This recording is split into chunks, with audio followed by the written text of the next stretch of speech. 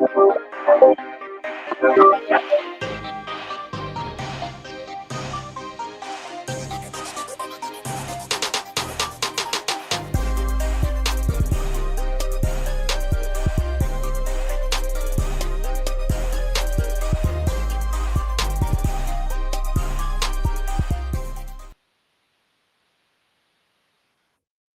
to Thursday Thoughts here on SDH. It's a packed show, and that's why we're 5 minutes early. I know it kind of throws everything off. It literally threw like breakfast off, getting everything squared away, all of it. But that's how packed we are this morning. Campbell Chapman, the head coach of Decatur FC, they had their media day yesterday, set to join us coming up here in just a little bit.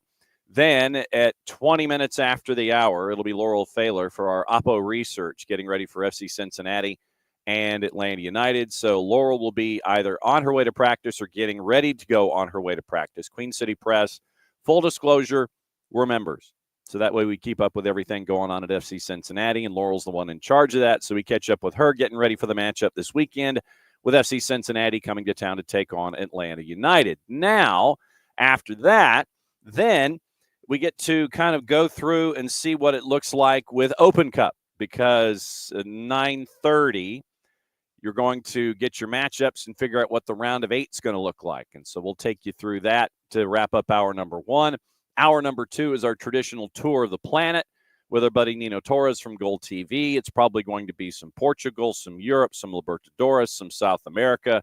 But like I said, every time he visits, I don't look at the rundown until he wanders in the door. So we all learn together about what's going on around the planet when it comes to our buddy Nino Torres. And then last half hour of the show, it's our buddy Nico Moreno from Sounder at Heart and from Pulso Sports. And we'll take care of Major League Soccer from the Pacific perspective, starting off with what it looks like over on the western side of the planet with LAG, maybe a little St. Louis, obviously some Seattle. We'll get into all of that. Look at the weekend that was, get you ready for the weekend that will be. And then when we come back on next Thursday, it'll literally be looking at what happened Wednesday night, the late night there, getting you ready for the weekend and all of the rush that's all attached to that. So that is the rundown for the morning. And so it's a lot of stuff, as the kids say. So looking forward to finding out about everything going on. Like I said, Decatur SC had their media day yesterday. Maddie and Jason were there for that. You can catch up on the SDH socials about all of that and what it was like to see what's going on. Last night, thanks to our friends over at the Moxie Hotel in beautiful Midtown, and it was our first visit there this year, and it was great to catch up with DJEU, catch up with the Hoff, see everybody that was there last night. But like I said, it was our first visit there this year, and it was great to start that off and running, as we always are want to do, and going out into the community. So SDH Network at the Moxie Hotel, the audio of that hour-long party on the dinner hour that should be coming up, that'll be up on the network in a little bit. And so we talked about a lot of different things. You know, we caught up with DJ EU, and I was fascinated in learning from EU about his about how much music he has that is, and where is it, how much music does he have stored. And apparently it's like 2 terabyte drives worth of music that he's constantly taking in and working through and all those kinds of things. So it was a great education for me to learn out about DJEU and how he tackles all of his match days, and how he became the in-house DJ for Atlanta United during Atlanta United match days. And so that was a cool conversation. And then when we had the Hoff come in and kind of pull the curtain back for Maddie about the creative process for the two of us, and find out, you know, what it's like to, you know, have an idea for a promo or not have an idea for a promo. And then you wander in and it's like, oh, let's do that. And to have that kind of creative freedom and learn from the Hoff about his creative process, because it's not just on game days now. He gets to go out and shoot features and be a part of things on the social media side and the new media side for Atlanta United. So obviously very, very cool stuff there involving the Hoff. And then we brought in Jason to talk about FC Cincinnati a little bit, and to talk about the growth of high school, the growth of soccer in general, and specifically in the high school markets, because, you know, with all of the championships that were just recently decided, in the GHSA. It was an opportunity for a lot of us across the network to sit there and talk about places like Armurchie and Thomasville and AIS and Campbell of Smyrna and Lincoln County and a lot of the places off the beaten track, Lake Oconee Academy, Tattnall County, all of those places that you get to learn about during a season. And for us, and Hazelhurst, Jeff Davis as another example, it was an opportunity for us to learn this season about how the game is growing in the sport in the state of Georgia and how the sport is growing in those non-traditional markets that we talk about. So no, it was a fun conversation with Jason about a bunch of different topics and a bunch of different topics that were coming across the table with the Hoff and with me and with Maddie and with Jason and with DJEU. So that conversation will be released pretty much in short order, and we'll have that conversation available to you. So set your notifications to when we have that kind of stuff released. Opening kickoff brought to us by our friends at Kickoff Coffee and kickoffcoffeeco.com. I guess I should have like the QR code or something pop up. Maybe that would be beneficial. So there you go. That's your QR code. Actually, let me see. Now I've got like 19 different things up and it gets all messy. So there you go. There's your QR code. Hit that QR code and you start your day by going to Kickoff Coffee and kickoffcoffeeco.com. You get into Kickoff Coffee, buy out the store, but you can do it at 15% off because what you can do is use the code Soccer Down Here 15 at checkout. Then you get a 15% discount on everything that you bought going in. Then in turn, they take 10% off, and then they end up and taking 10% and taking it to causes that they have earmarked as cool. So that's Kickoff Coffee and kickoffcoffeeco.com. So yes, then you have the Spurs contingent that is in here this morning. Obviously, Ange in year 2, he wins things. So he won something yesterday. And obviously, there are other shows that make a point to try to sit there and go, well, what about Ruben Amorim? Well, what about him? Does he stay?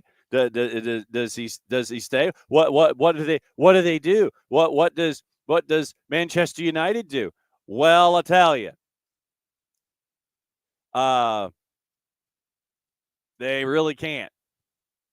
They really can't. What could it's like, look, people, just focus. Just focus, people. Legitimately, okay, we're going to have to do some guest flipping here. Let's see. So I'm going to try and do like two things at once.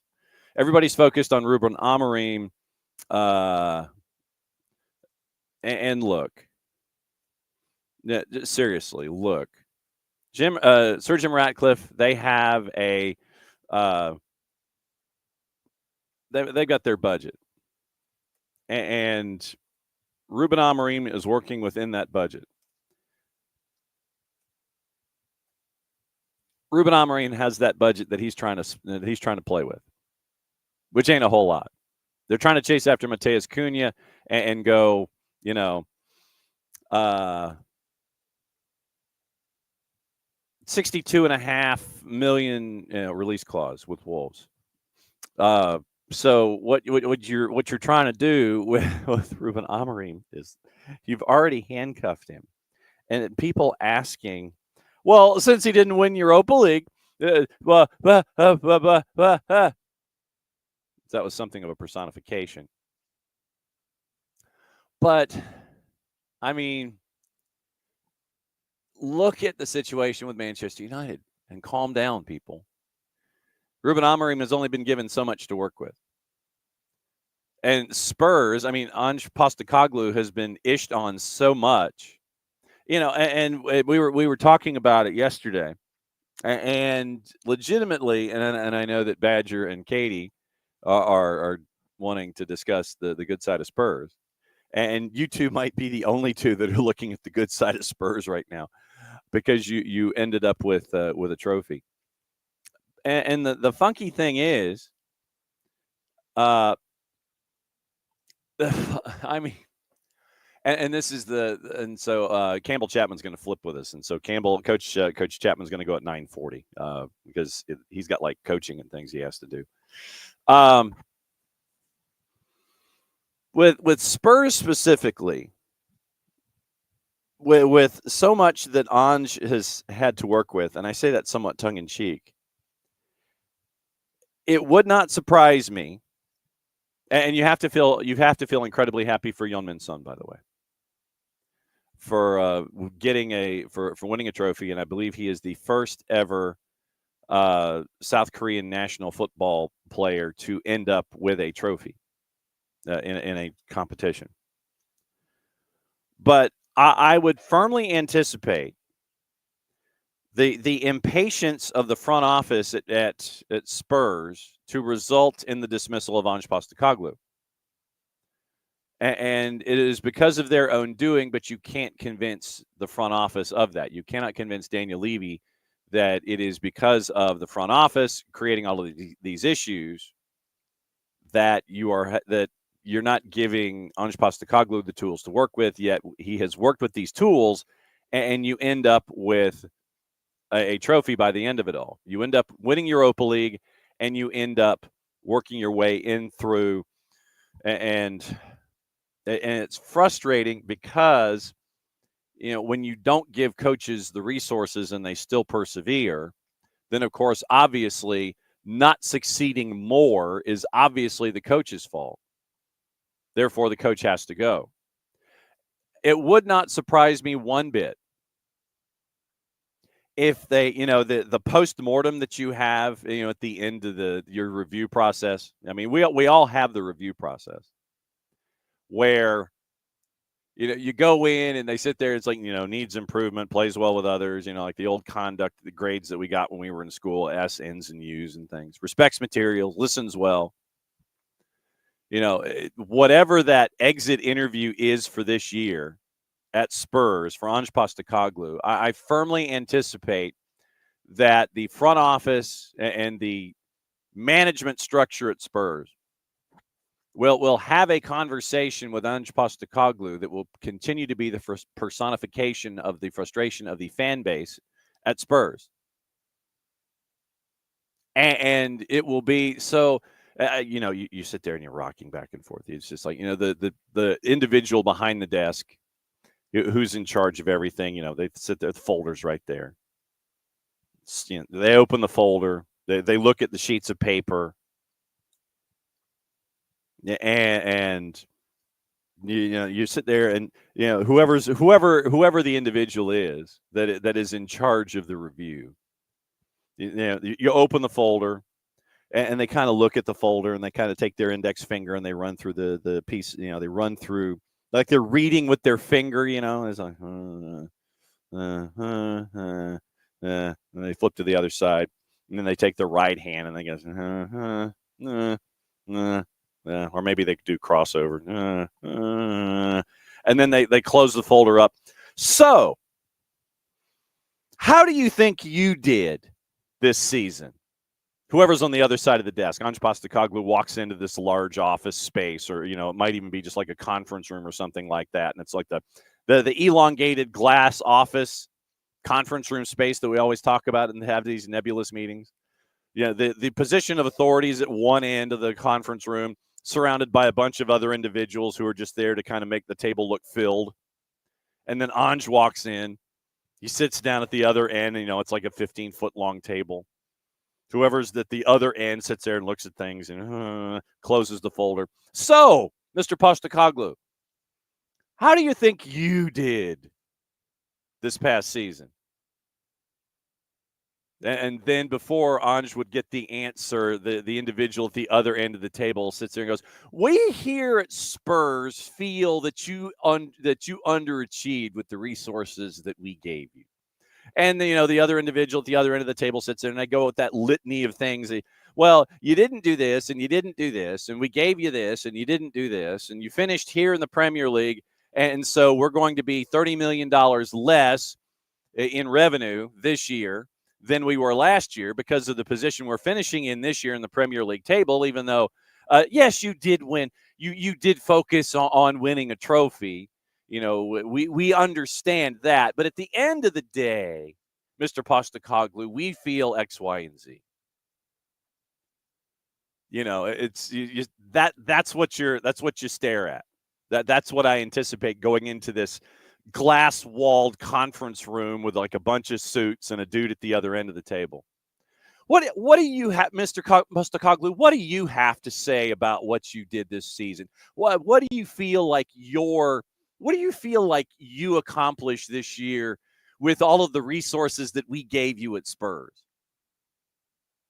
And what we didn't see was this large container, like this large box maybe, that was brought in, and like in a wheelie, like in a wheelbarrow or something, that was there off camera. And so Ange Postecoglou stands up, he goes over to the wheelbarrow, he grabs the box, and sets the box on the floor. You get the crowbar, you sit there and you pull the crowbar out, and you pull the hay out of the box and everything. And then, knowing full well what the meeting was going to be going into it, Ange Postecoglou sits there and pulls the hay out of the box, puts the top of the box off to the side. You hear it crash on the floor. Pulls out the Europa League trophy, puts it on the table, and walks out. And then the group of suits and the other individual at the other end of the table, whomever it is, said, well, that went better than we anticipated. Either that response or, oh, well, that didn't go well. Whichever self-fulfilling prophecy the folks at the around the long conference table gave themselves going in. My gut tells me that that's what that end-of-year review meeting is going to be. Ange Postecoglou basically pulls the crowbar out of the box, shipped to, Tottenham Hotspur Stadium, slams the Europa League trophy right there in front of every suit that's there at that table, and just walks out. Because it doesn't matter what he says. Does not matter one bit. Doesn't matter. Not one bit. The self-fulfilling prophecy of the Spurs front office, no matter which individual or individuals we are discussing here, they're going into Champions League. They get that Champions League money. They're still working this season on roughly a $30 million deficit when it came to anticipated revenue from the previous position because of how it's weighted in the Premier League. Think of it like $3 million a slot. So if you pictured yourself being sixth and you finished 16th, that's like $30 million less. But no, I firmly anticipate that that's how that meeting went at Tottenham Hotspur Stadium, whenever it happens. I don't think it happened this morning because I'm sure everybody coming from Bilbao is probably still sleeping in. With all of the resources that Spurs sit there, they take their suits and they kind of puff out their blazers a little bit. With everything that we gave you, all the resources we gave you last year, how do you think you did? The whole tongue-in-cheek idea of the meeting. Literally, all Ange had to do is sit there is crack open that box that got shipped from Bilbao or had its own seat on the plane, place it on the table, walk out. Because I'm fairly certain that he ain't getting renewed. That's just me. That's opening kickoff, and we'll probably talk about that more as we go here in hour number 2. But that's opening kickoff brought to us by our friends at Kickoff Coffee and kickoffcoffeeco.com. There's your QR code. It'd be nice if I could actually remove the comments so you could see the full QR code. So there's your QR code. You start your day at Kickoff Coffee. You hit that QR code. Use the code soccer down here, 15 on your way out the door. You get 15% off your purchase. They, in turn, take 10%, reinvest it into stuff that they've earmarked as cool at Kickoff Coffee and kickoffcoffeeco.com. All right, now it's time for opposition research. The poli-sci guy in me always just calls it oppo research. You feel like you do the finger pistols into the air? Time for oppo research, and we get to catch up with our friend Laurel Failer, Queen City Press. And Laurel, as I've told him, as you're practicing safe guesting on your way to practice, and we appreciate this. Full disclosure, Queen City Press, I subscribe just so I can stay up to date with what everything is going on, and that's why we consult you, our oracle, with everything FC Cincinnati. Good morning. Well, thank you. And I am safe. I'm in a parking lot right now, so I'm not Yes. driving. Cool. Let me ask this going in: is Pat Noonan ever a happy man when it comes to discussing FC Cincinnati? It always seems like he's just kind of perpetually harumphing his way through a season when it comes to what his team does. Yeah, we occasionally get a smile out of him, but and I've also found lately his responses seem really redundant. Like he keeps saying the same thing, like lack of composure, like it's just the same thing. I wonder if he just is tired of saying the same things, and maybe that's why he comes off as grumpy. But I mean, they're still obviously, top of the table, near the top of the table in the Eastern Conference, and they just still don't feel good about how they're playing. So it's like, well, what's it going to look like when they are playing well? Mm-hmm. So break down Hell is Real, because I know he wasn't happy about that. He didn't feel like they were in a great deal of control. If you believe in XG, it was decidedly to the team from the other section of Ohio. Your takeaways from Hell is Real coming into this week? Man, the first half looked exactly like you want to see a derby game. I mean, it was still lopsided as far as possession. Columbus Crew had 2/3 possession the whole game, but it didn't feel that way in the first half. It still felt like FC Cincinnati was, at least in Columbus half of the field and getting some chances. Obviously, they got the goal early in the 6th minute. Evander should not have told us that he was not passing. If anyone saw the highlights of that goal, he bicycle kicked it, and it looked like he was not even trying for the goal because he was angled toward the sideline. And so it went right to Denke, and he volleys it in for the goal. And I asked him, I said, did you see Kevin there? Like, you weren't shooting, right? And I heard him say, yeah, we were, yeah, I saw him in the box. And then it got really loud, and I couldn't hear his response until I listened back on my recorder. And he said, yeah, I was shooting. I was like, no, don't tell us that.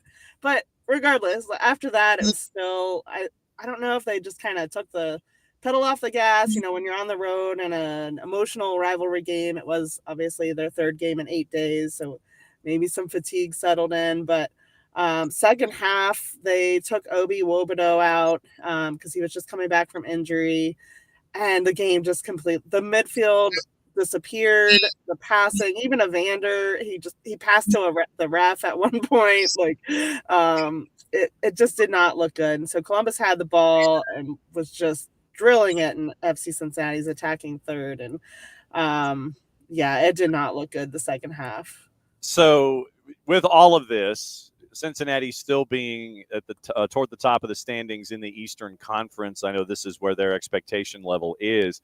How are they envisioning this road trip to Atlanta, where it's Atlanta is next to last in the Eastern Conference? What is the word on the street about this road trip to Atlanta from what you've been able to glean? Well, I mean, they're never gonna look down on an opponent. And I think that they look back at the first matchup against Atlanta, and they were really frustrated with that game as well. I mean, they had a 2-1 lead going into it was like the 88th minute when Alvis Pell sticks his foot out on a cross, and it goes in for an own goal and ties the game.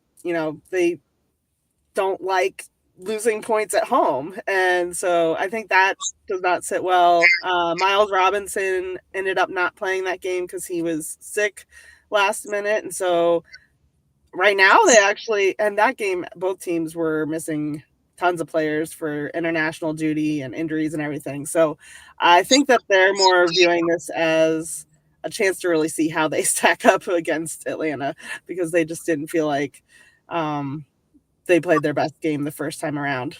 Last time out in Hell is Real, it was a back 5. It was Engel, Miles, Matt Miazga coming back from injury, Nicholas Haglund, and Luca Orejano. When you look at those 3 center backs, is that a point of concern or attention for the coaching staff, and possibly something that not just Atlanta but opponents down the line can look at that? Okay, it's like, okay, Miles might be a half a step slower. Miazga's coming back from injury. Haglund isn't what he used to be. Are folks looking down the middle of the attack going up against FC Cincinnati, or is there enough protection around those three center backs that there is not as much of a cause for concern when it comes to the defense in that back line for FCC? I would say actually the center back group is looking a lot better right now. Nick Haglund did not have I would say his last two games were probably not his best too. But he came back and people wondered what they did to him during his rehab because like, did they give him some kind of magic potion or something? He has been actually probably playing some of his best soccer. Now, I don't know if the last two games is kind of a sign that he's been playing too much too quickly and maybe he's fatiguing or wearing down. But Miles, I still think he's been solid for them. I think part of his problem is they keep moving him around when guys have been hurt or missing. I think he does best on that right side. And they've had to use him some on the left a little bit, depending on matchups.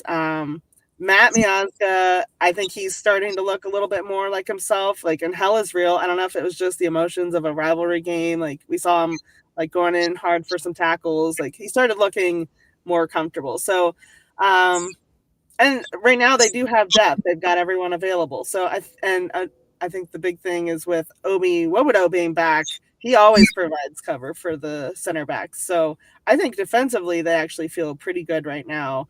They've just got to get their $30 million attack producing more goals. I was going to ask about Wobodo, considering that I think that he's got the new contract, everything, the extension is there, everything's all happy in the Wobodo household. When you look at that midfield, and I'll pull Evander off to the side a little bit because I want to talk about that offense and the $30 million folks. But when you look at the midfield folks that are providing that cover and helping out in the midfield, for folks who haven't been able to see FC Cincinnati, you're talking about Buka, you're talking about Wobodo, you're talking about Evander helping out defensively and everything coming from the back. When you look at the midfield for FC Cincinnati, how key is it to the success, the overall success on a game-by-game basis? I would say it's been changing a lot because they have had injuries, but I would say Pavel Buka has actually kind of proven to be the key this year in the midfield. As much as we like Obi, and it looks a lot different when he's in there versus his backup, Brian Anunga. Anunga's been doing really well defensively, but I mean, every pass that he makes is backward or lateral. Obi at least progresses the ball, and it just looks different when he's in there. But Pavel Buka I think he's having a breakout year.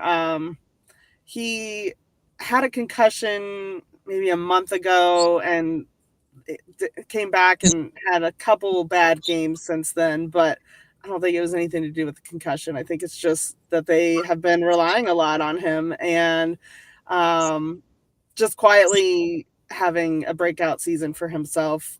He's kind of that guy linking. I think he's taken on a bigger role this year because Evander just doesn't play the way Lucho did. Evander doesn't come back as much, I would say, as Lucho did. And so Pavel really has to be that guy moving the ball into the attack. And he's been really key to that. For those that are here in the southeastern United States, we do remember Todd Brian Anunga from his time both in Charleston with the Battery and USL Championship.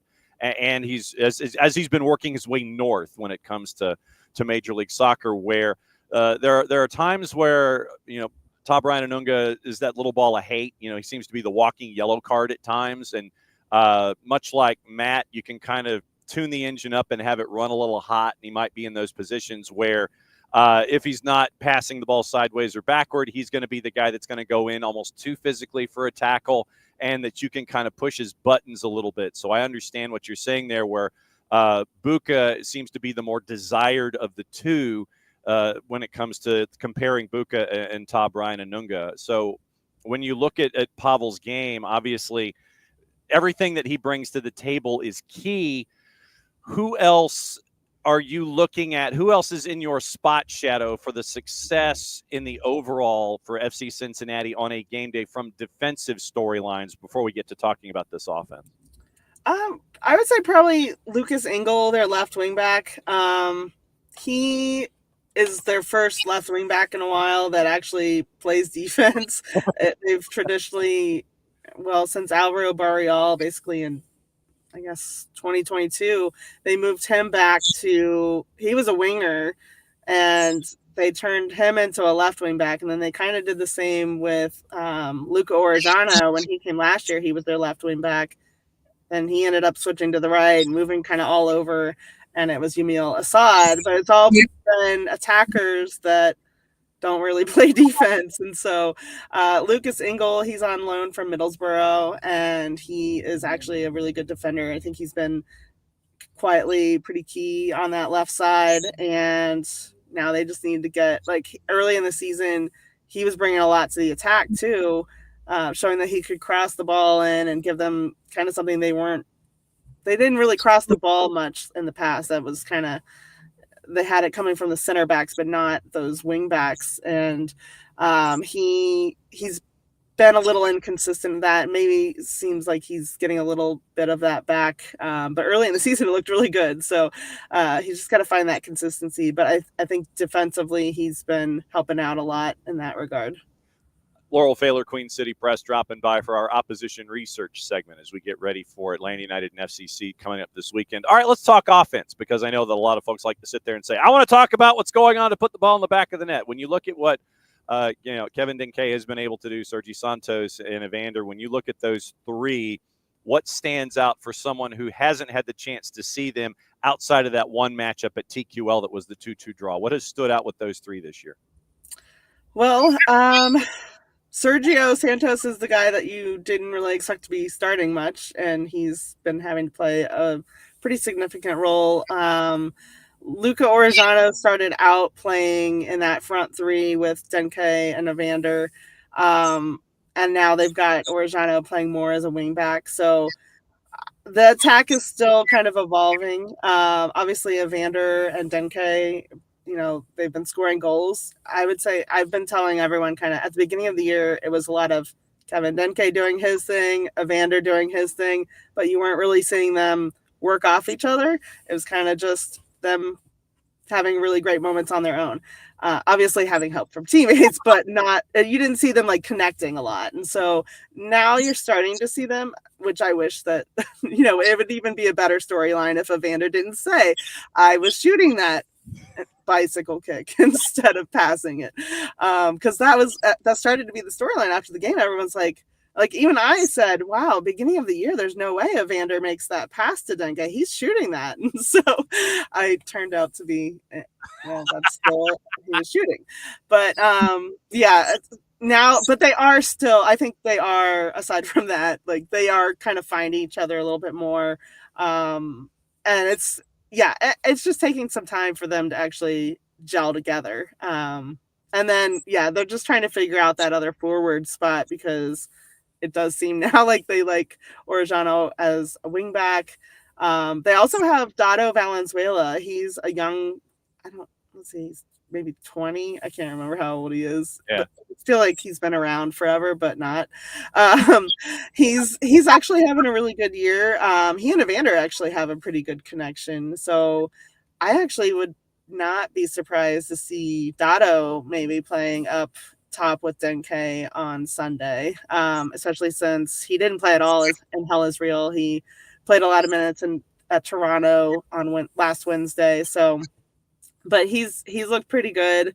It'll be interesting to see how they handle it, just with having midweek games again coming up after this Atlanta game. So, I guess it's still, I guess the best way to answer your question is just that they are still evolving on attack.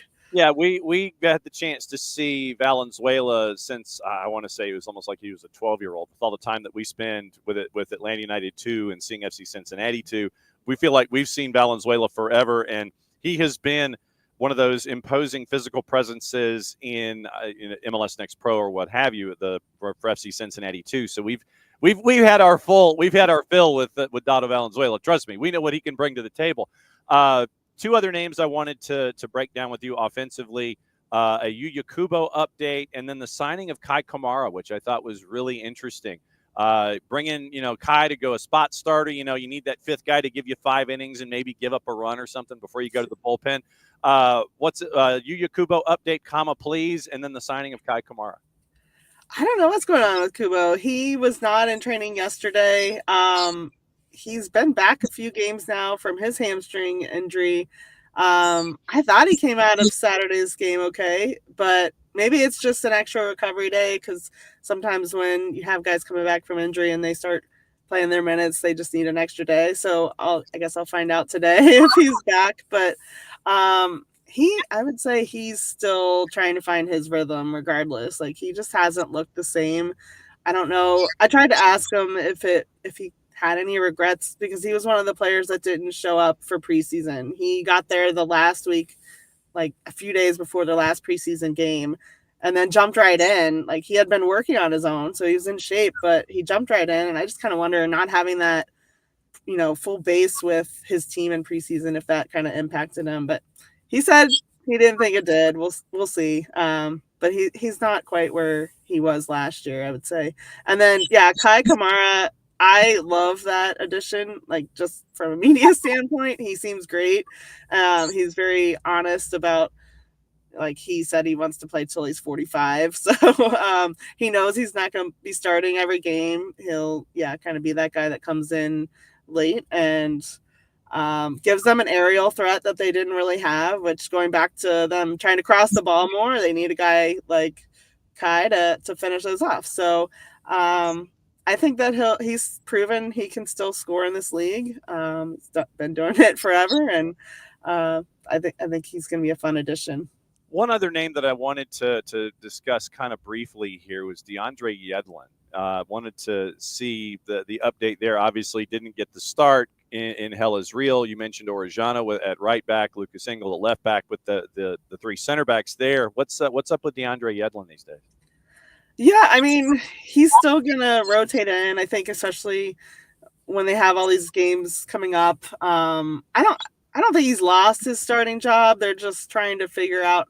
He is a guy that they have to manage a little bit more.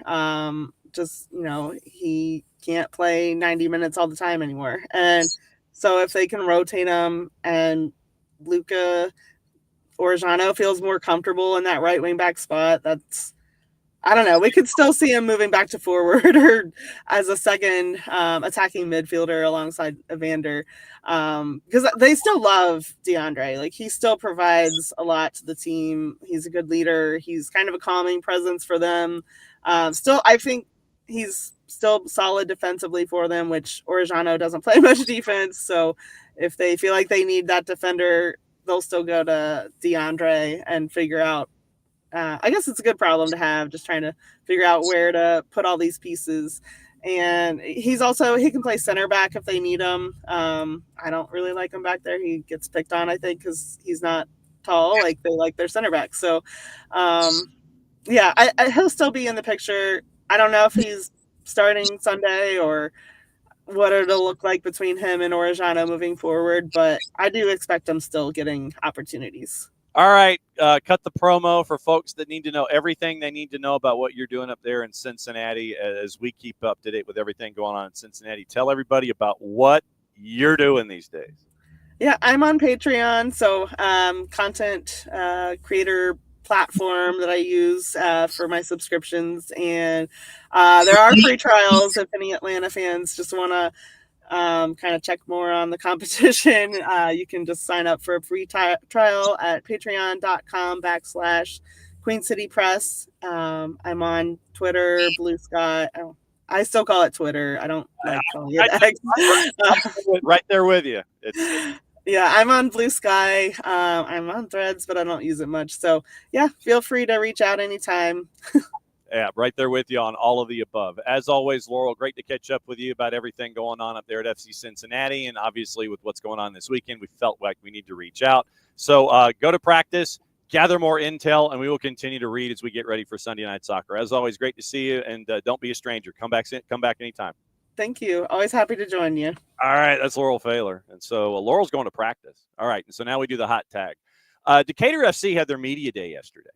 and Maddie and Jason were there, and they got to see what's going on, player announcements and all that kind of stuff. And so now with the opener coming up this weekend against Union 10, we catch up with the head coach of Decatur FC, Campbell Chapman. Coach is dropping in. So what's the word, Coach?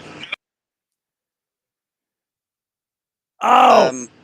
No, we're looking forward to it. We're looking forward to it. Obviously, it's scary how quickly it comes around. It was a year ago, so. But no, I think we're all prepared and we're all ready to have a good showing again this year. What was the biggest lesson last year, you think? Hang on. What do you think the biggest lesson that you learned last year was with Decatur FC, you think?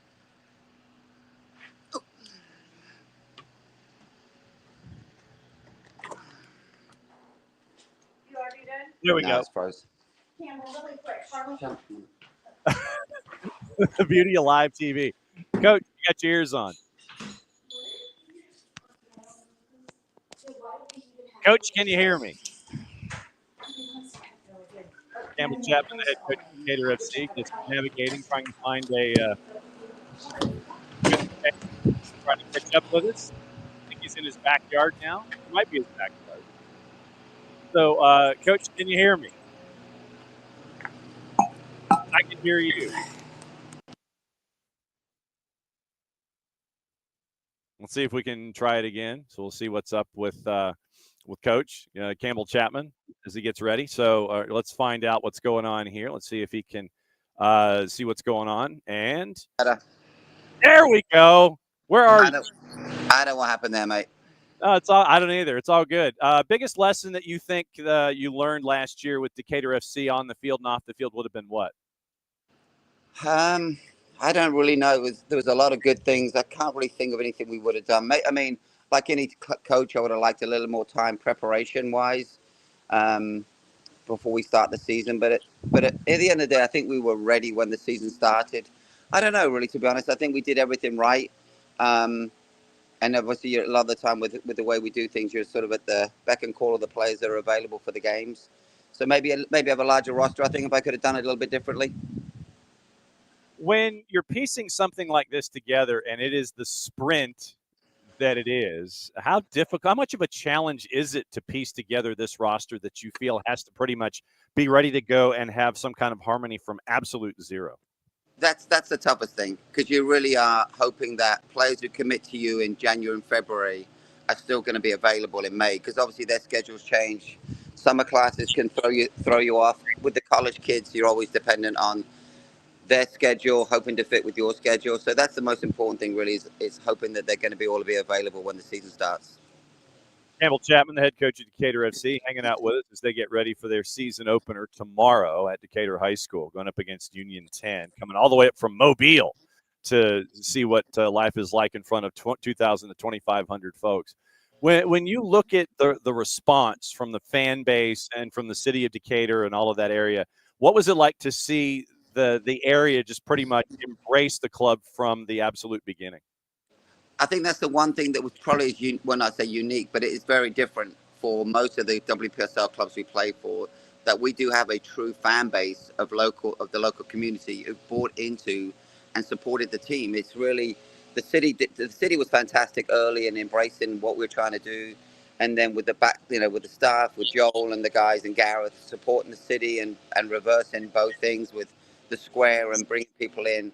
It was amazing. Like I said, I think that my biggest takeaway was when you saw a whole family walking up the street, all with Decatur FC shirts on, the mum and dad and the two kids walking up the street. It was very reminiscent of something back home in England. So, for those that don't know your background, where in England did you get to see the entire family experience? What was your introduction to the game and all of that?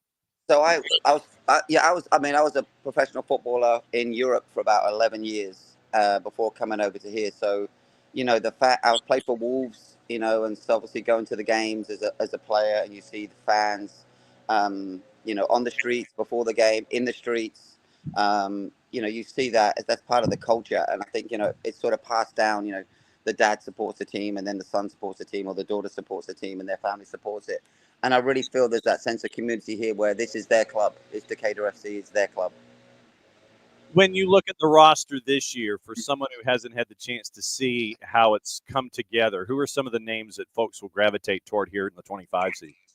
I think from front to back, I think Maggie Wadsworth has been a great pickup for us. Maggie was at Mississippi State and is going to be she's got one more year of eligibility, and I think she's making her decision. So Maggie up front scoring goals.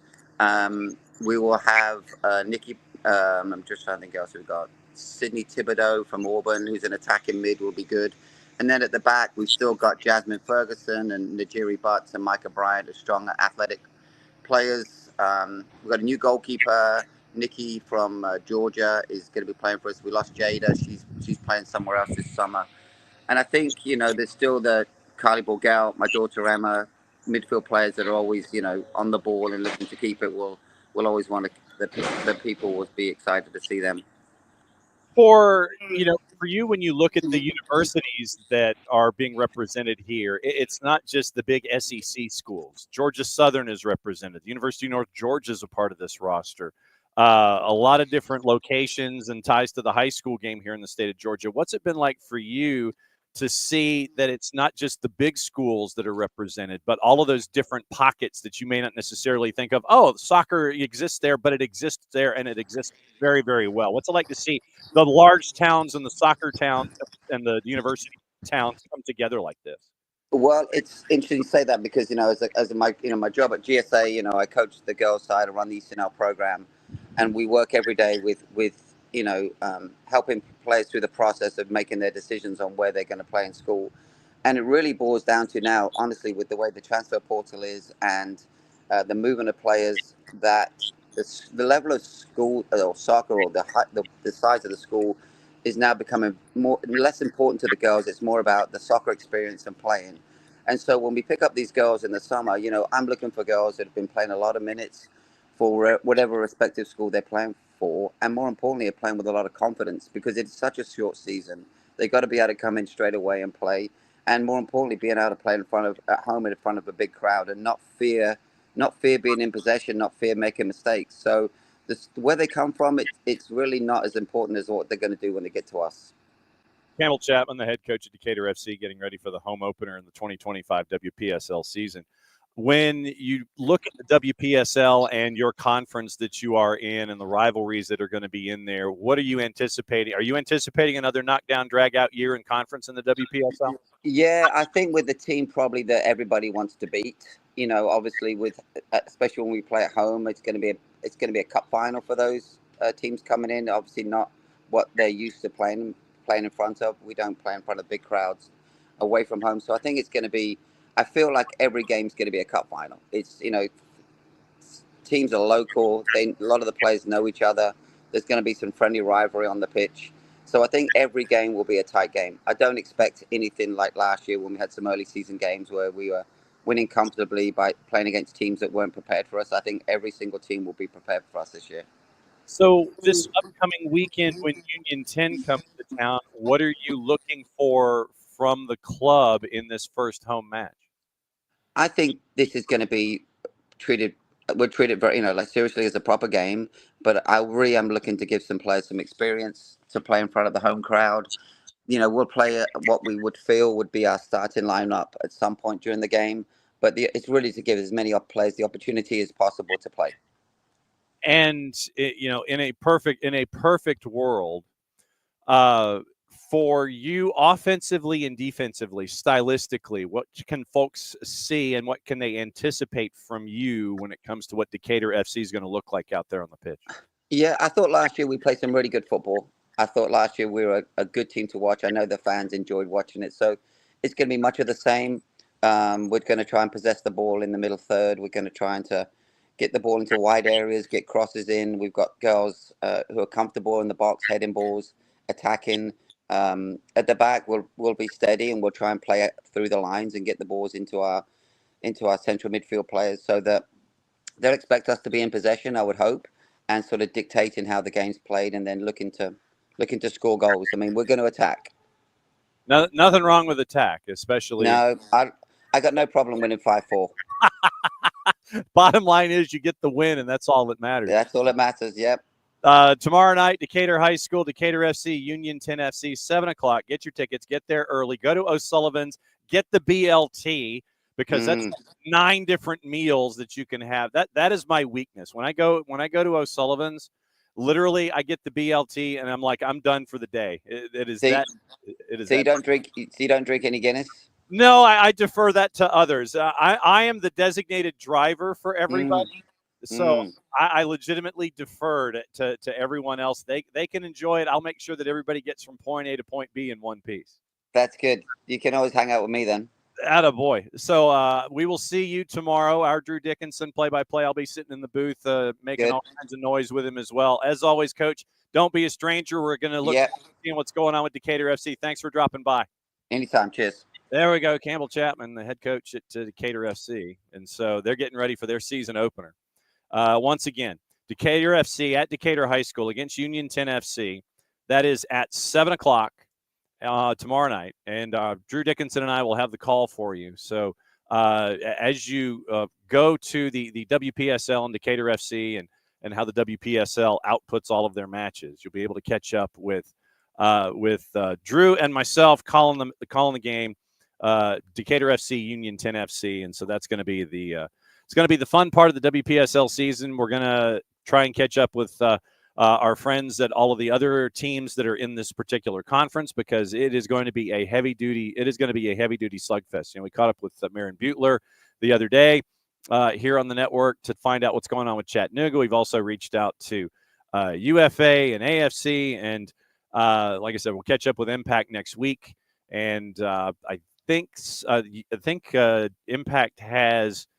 They've got their watch along tomorrow from 6 to 9 as they are on the road. I think they start their season at Chattanooga tomorrow. And so that's what you're getting out of the blocks. Robert Roddy and his group at Impact, they're not wasting any time. They're going straight up to Fort Finley to get their season started. So that's going to be a fun one. Like I said, Drew Dickinson and I will be on the call for the home match at Decatur, and we'll definitely give all of the voice that we can. And it was great last season to see 2,500, to see the home side, the press box side at Decatur High School full, and then folks getting really smart, especially like for the last couple of home games. And this season, it's going to end up being the same, where late June in Decatur, Georgia, it might be 90 degrees and matching humidity. So when the home side was full, what you saw was folks over on the visitor side, the bench side, over by the apartments. And folks would actually hide under the shade tree that is next to the scoreboard, and it would go into the stands over on the visitor side. That was a piece of thoughtful fandom where you ended up with folks that were hiding under the shade tree sitting, and they were probably the coolest of any of the audience that was there. So you have the 4 matches after Union. So it is this week with Union 10 FC coming up out of Mobile. UFA visits next Friday at 7 o'clock.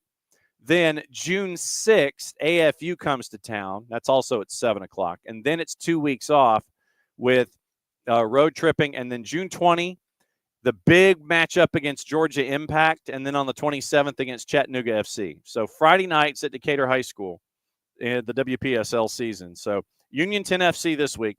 Next week it's UFA, the United Football Academy. June 6, AFU. June 20, Georgia Impact. June 27, Chattanooga FC. And looking at the roster and what I was, when I was catching up with Coach about, literally, here's what you have. The roster: Nikki Biden out of UGA, Katie Oakley from Southern. That's your keepers. Defenders: Jasmine Ferguson from LSU, Micah Bryant at South Carolina, Anaya Collier from UVA, Carly Oobs from Cincinnati, and Jerry Butts from the University of South Georgia Gainesville campus. Then, right now, listen, your midfield roster: Smith Cathy out of Georgia Southern, and Allie Plano from UNC Wilmington, Carly Borgelt from Georgia Southern, Emma Chapman from Georgia Southern. You might recall that last name with the gentleman that we just talked to. Mysoon El-Shami out of UNG. Your forwards: Kathleen Ngulafak out of Kentucky. We've covered her from the high school game. Maggie Wadsworth from Mississippi State, Molly Shearer from Ole Miss, Dylan Driver and Becky Contreras, both from Auburn, Sarah Greiner from the University of Coral Gables. That's your roster for this sprint that is there for Decatur FC as they get ready for everything. So while we were gone, it ended up as a note in a couple of different things before our buddy Nino Torres joins us. Luis Campos has extended his contract with PSG until 2030, and that was one of the early pieces of news that's come across. So let's take a peek at Open Cup and let you know what's going on there. We now have we should have the matchups that are ready for the next go round after what happened. Okay, great. So no upcoming schedule on the U.S. Soccer website. Okay, well, so much for that idea. So let's see if we can find what happened in the Open Cup while we were gone and while we were catching up with Laurel Failer and Campbell Chapman. So the round of 16. So round of 8, Austin gets San Jose either on the 8th or the 9th at PayPal Park. You have Philadelphia and Red Bulls at Subaru Park in the quarterfinals. And you got the semifinal hosting priority in the West went to the Loons, Austin, San Jose, and Chicago Fire. Hosting priority for the final goes West-East. So the West winner is going to host Open Cup. West winner is going to host Open Cup. And so you ended up with that kind of chaos with the finals, with the final 8 draw. The East, DC, Philly, Red Bulls, Nashville. The West, the Loons, Austin, San Jose, and Chicago. The East, Philly hosting Red Bulls, Nashville hosting DC United. Semifinal hosting priority once again in the East, Philadelphia and Nashville 1-2. DC and Philadelphia, your 3 and your 4. The West, Minnesota United and Chicago Fire. San Jose hosting Austin. Once again, that's at Allianz and that's at PayPal Park. Your hosting priority, Minnesota, Austin, San Jose, Chicago. Hosting priority for the final goes to the Western Conference. So once again, Minnesota, Austin, San Jose, and Chicago would be the ones that you're staring at with all of those.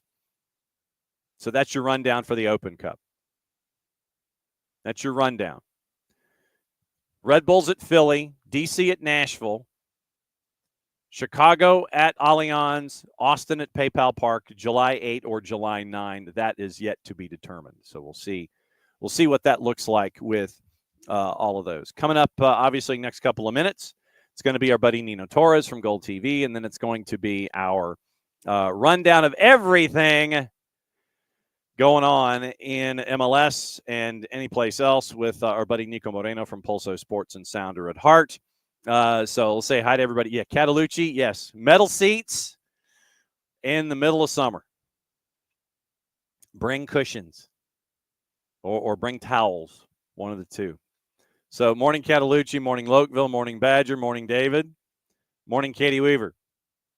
And thanks to all of you guys for being a part of things. But yes, I firmly anticipate in the conversation that we had in the first 20 minutes that it is going to be the meeting. Honestly, I would, if I was Ange Postecoglou and I knew that I was going to get canned, I literally would go into. I would take I would take the wheelbarrow in, or the dolly that has the box that has the Europa League trophy that got shipped to Spurs Stadium. How you still don't have a corporate sponsor is beyond me. You just take it in. You take it with the dolly. You take it into the room. All of those suits that we discussed are sitting around the rather long glass conference table. Put the dolly on the floor. Take the crowbar out. Pop the box. Take the hay, the packing hay and the straw. Put it everywhere. Then take the trophy, slam it on the table, and walk out. I wouldn't even wait for the Q&A. I mean, because I think we all know what's going to happen. I would be stunned if he ended up staying or was allowed to stay. Second season, he wins things. Just ask him. Guess what? Second season, he won something. Just slam it on the table, walk out, leave the dolly, leave the opened box that is slightly askew, and just walk out the door. And then probably go, he might go home. I heard Rangers is looking for a coach. How was that for irony? So you'd have all that. By the way, last night in the Open Cup, could someone please hit a PK? I mean, legitimately, could somebody please hit a PK? That's all I want. I mean, I don't think I'm asking for much. But, I mean, God. I'm legitimately 4-3 in PKs for Red Bulls in Dallas. 2-1 in PKs. By the way, Garrison Tubbs scored last night. 4-3 in PKs. Red Bulls beat Dallas. Garrison Tubbs scored the equalizer to get it to 2-2. 3-3 after added ET. 2-1 in PKs. 2-1. No one could hit a PK. No one could hit a PK off the side of a boat. Minnesota beat all caps 3-2. St. Louis had a lead and lost it. Nashville beat Orlando City 3-2. Philadelphia, no problem with the Hounds. You want to know what the problem is? The fact that you're the Hounds. I'm sure Bob Lilly yelled. I could see him yelling at marketing. The Hounds. Philadelphia, no problem with Pittsburgh 4-1. Austin 3-1 over Houston Dynamo. And then obviously the Fire over the Revs 3-1. And then San Jose in AET over Portland by the score of 1-0. And A.J. Marcucci gets credit, full credit, for saving the Pedrinho penalty kick in the final round. 4-3 in PKs, but 2-1 in PKs. Are you serious? It was 2-0, or it was David Schnegg scored for DC to make it 1-0. Charlotte scores twice in 3 minutes. Ajimang and Tuiloma, and then Garrison Tubbs scored. 2-1. 2-1 in PKs. That, to me, is inexcusable. That is absolutely inexcusable. How? I mean, 2-1 in 5 frames of PKs. You've got to be awful to do that. Awful. Horrendous. Oh, my God, bad. I'm going to bring in our buddy Nino Torres because we got to talk about this. We got to talk about PKs. Oh yeah. PKs to me are gimmies, man. It's like, look, just wander up to the ball, smash the daylights out of it, and have the keeper go chase. I mean, am I wrong? Maybe. Well, apparently last night in the Charlotte match in Open Cup.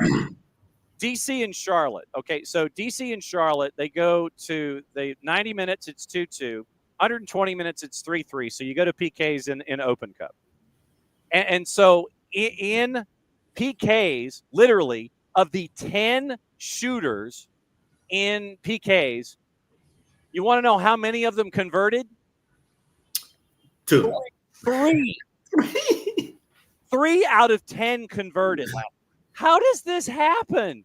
So hold on, was that an MLS or college? Well, it was Open Cup. It was the U.S. Open Cup. So Open Cup, you had a chance to advance. I mean, Red Bulls in Dallas, at least it was 4-3 after 9, and so there was 10 in the 10th frame. It was a save. So you had 7 convert out of 10. You had the absolute reverse in that happen in Charlotte and DC United. Literally, if you add what happened with Charlotte and DC United to what happened with Red Bulls and FC Dallas, you had 10 out of 20. 3 converted in 10. 3.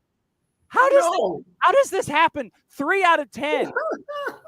That is ridiculous, man. Absolutely. This is what I'm saying. It's 3 out of 10. 3. And that's insane. That's insane. You know, that reminds me, I was just Googling who was the other opponent, because I remember it was Argentinos Juniors. Uh-huh. I'm going to tell you a wild story. You're talking about this story of 2-1 not converting. Well, I got a story for you. A penalty shootout for 44 penalties. Wow. 44. The match ended 20-19. Wow. 1989 Argentinos Junior versus Racing Club. Wow. That was back in the day. Yeah. 44 penalties, man. 44 penalties were taken. Wow. 44. That's like keeper everybody coming up twice. I get that. I mean, that's the only way that happens, right? Keeper comes up twice. You get 22. Yeah. Everybody cycles through once or twice. It was insane. That is stupid.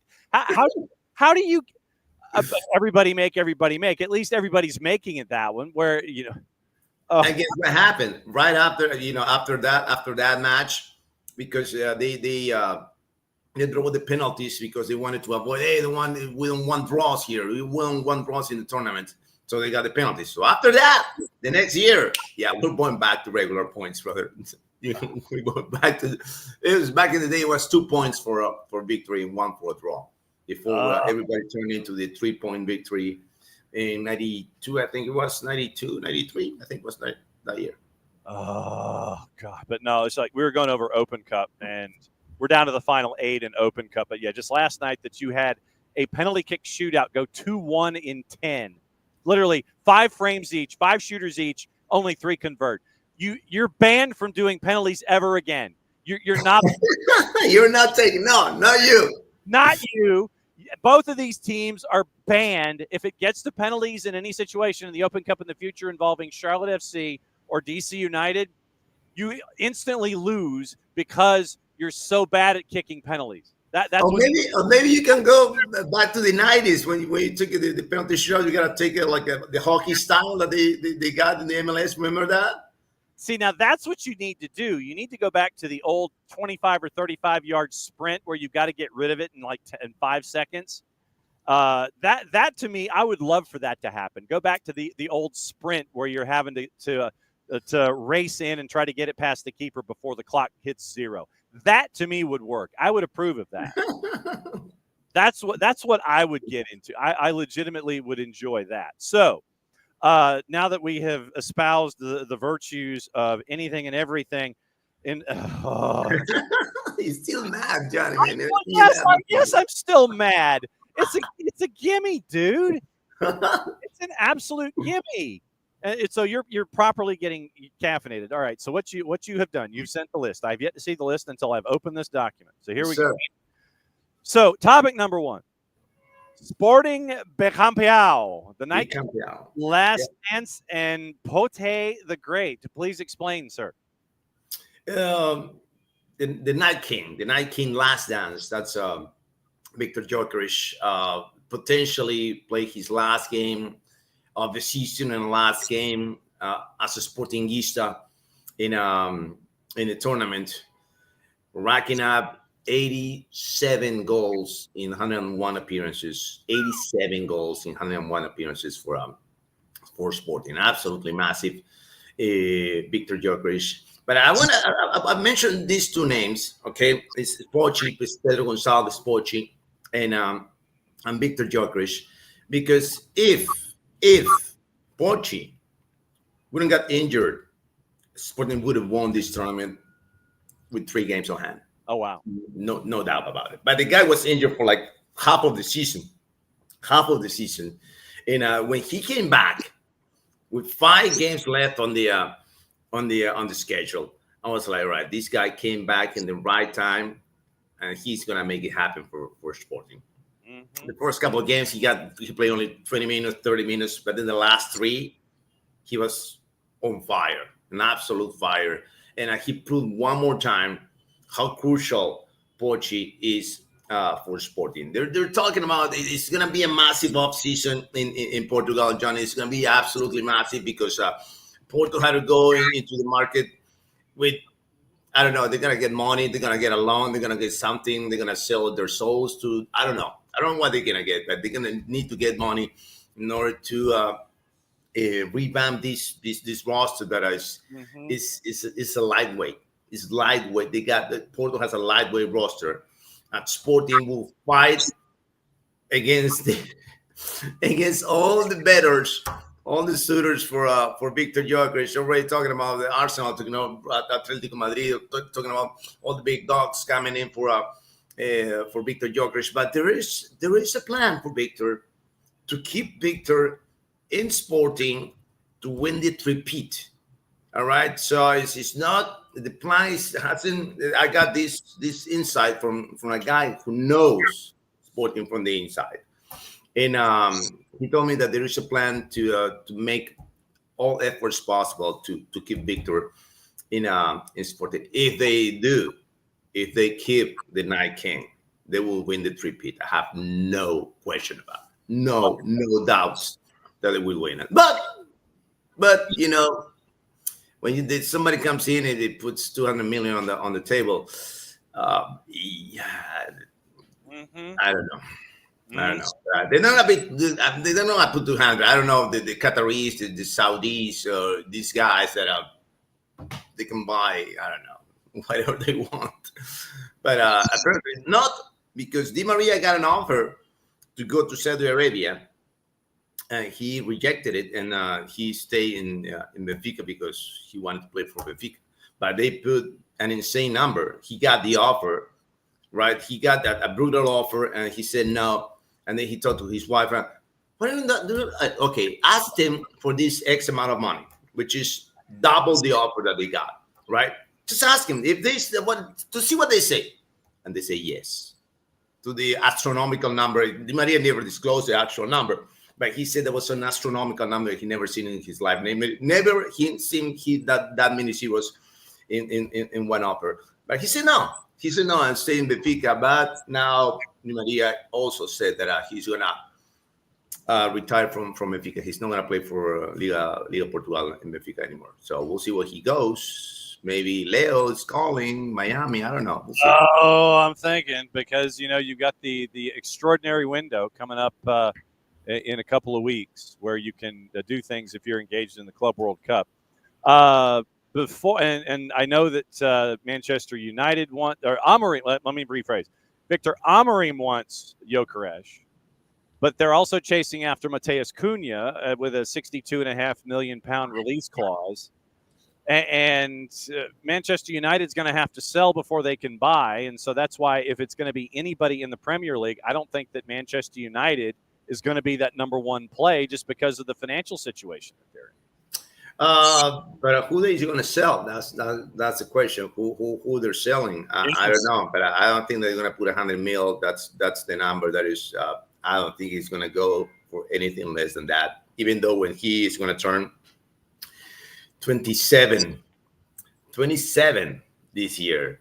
So maybe the number of 100 million is not going to be, I think he's going to go for less than that. I want to say 75, 80.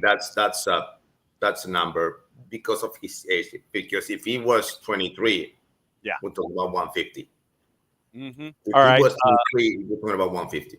Yeah. All right. I'm going to do this. I'm going to pull a wild card.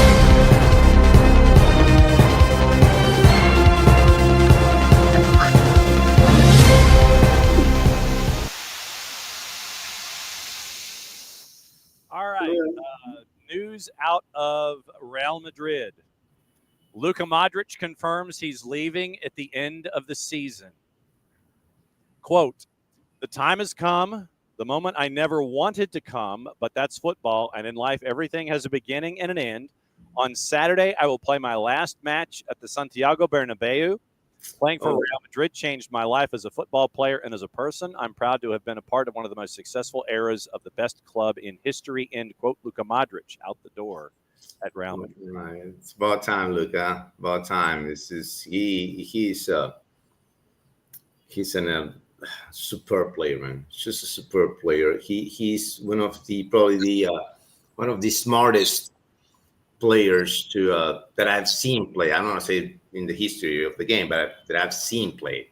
That soccer IQ and that velvety foot that he has, it's just unmatched. I love Luka, but he understands. He knows that the clock doesn't lie. The calendars don't pass for a reason, right? So he understands that he's not he's not Real Madrid caliber player right now. Yep. You know, he understands that everything comes to an end, and this is the end. Yeah. And this is way better to walk away on your own terms than they show you the back door. You know, this is wise decision for me. No doubt. We talked about it a little bit in hour number 1, and it is your topic number 2. Yeah. One wild night in Bilbao, finally won, and Harry wasn't there. So we were talking about, and we have friends in the industry, and we have friends in the normal world where they have their end of the year review, and you go into like the room with the superior, the guy who's in charge of your future, and it's either like right across the desk from him in that really cramped office space, or you go into the long conference room with the long glass table, and there's like 9 people wearing the same suit, and the guy who makes the decision, who's already made the decision, at the end of the table. And Ange Postecoglou comes into the room, and he's down there at the end, and you've got the guy at the other end of the table, whoever it is, just kind of rocking back and forth, and opens a folder, closes a folder. So, Mr. Postecoglou, how do you think you did this season? There's always that guy. And so I said in hour number 1, I said, you know what Ange Postecoglou ought to do? Bring a big old box, bring a big old wooden box in on a dolly, slam the dolly down on the floor, grab a crowbar, pop the box open, the straw goes everywhere, and literally you just slam that trophy right there on the table and walk out of the room. That's it. Booyah, baby. There you go. Enough said. 41 years, man. 41 years without winning a title is a long route. It's just so long, and it's so sad to me that Harry Kane wasn't there, man. It's so sad to me because but he gotta make a decision. Gotta make a decision. That when the time came in, Bayer put the offer on the pitch, and he said, "You know what? All right, I'm going. I'm going because I'm pretty confident and pretty certain that he got offers before to leave Tottenham, and he didn't. But then you got tired, and then you want to win. You want to win, and he went to Bayern and he got his title. But I think this title has a piece of Harry too, just a little bit.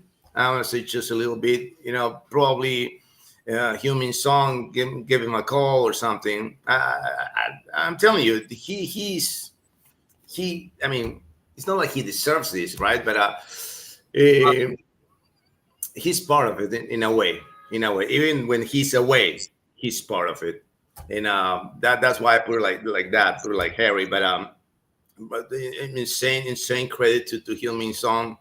This is a massive player, probably the best Korean player in the history. Yes, ahead of Pak Dok-ik. Yes, ahead of him. Yeah. For those who know who Pak Dok-ik is or was, he was the Korean that sent off Italy in 1966 in the World Cup.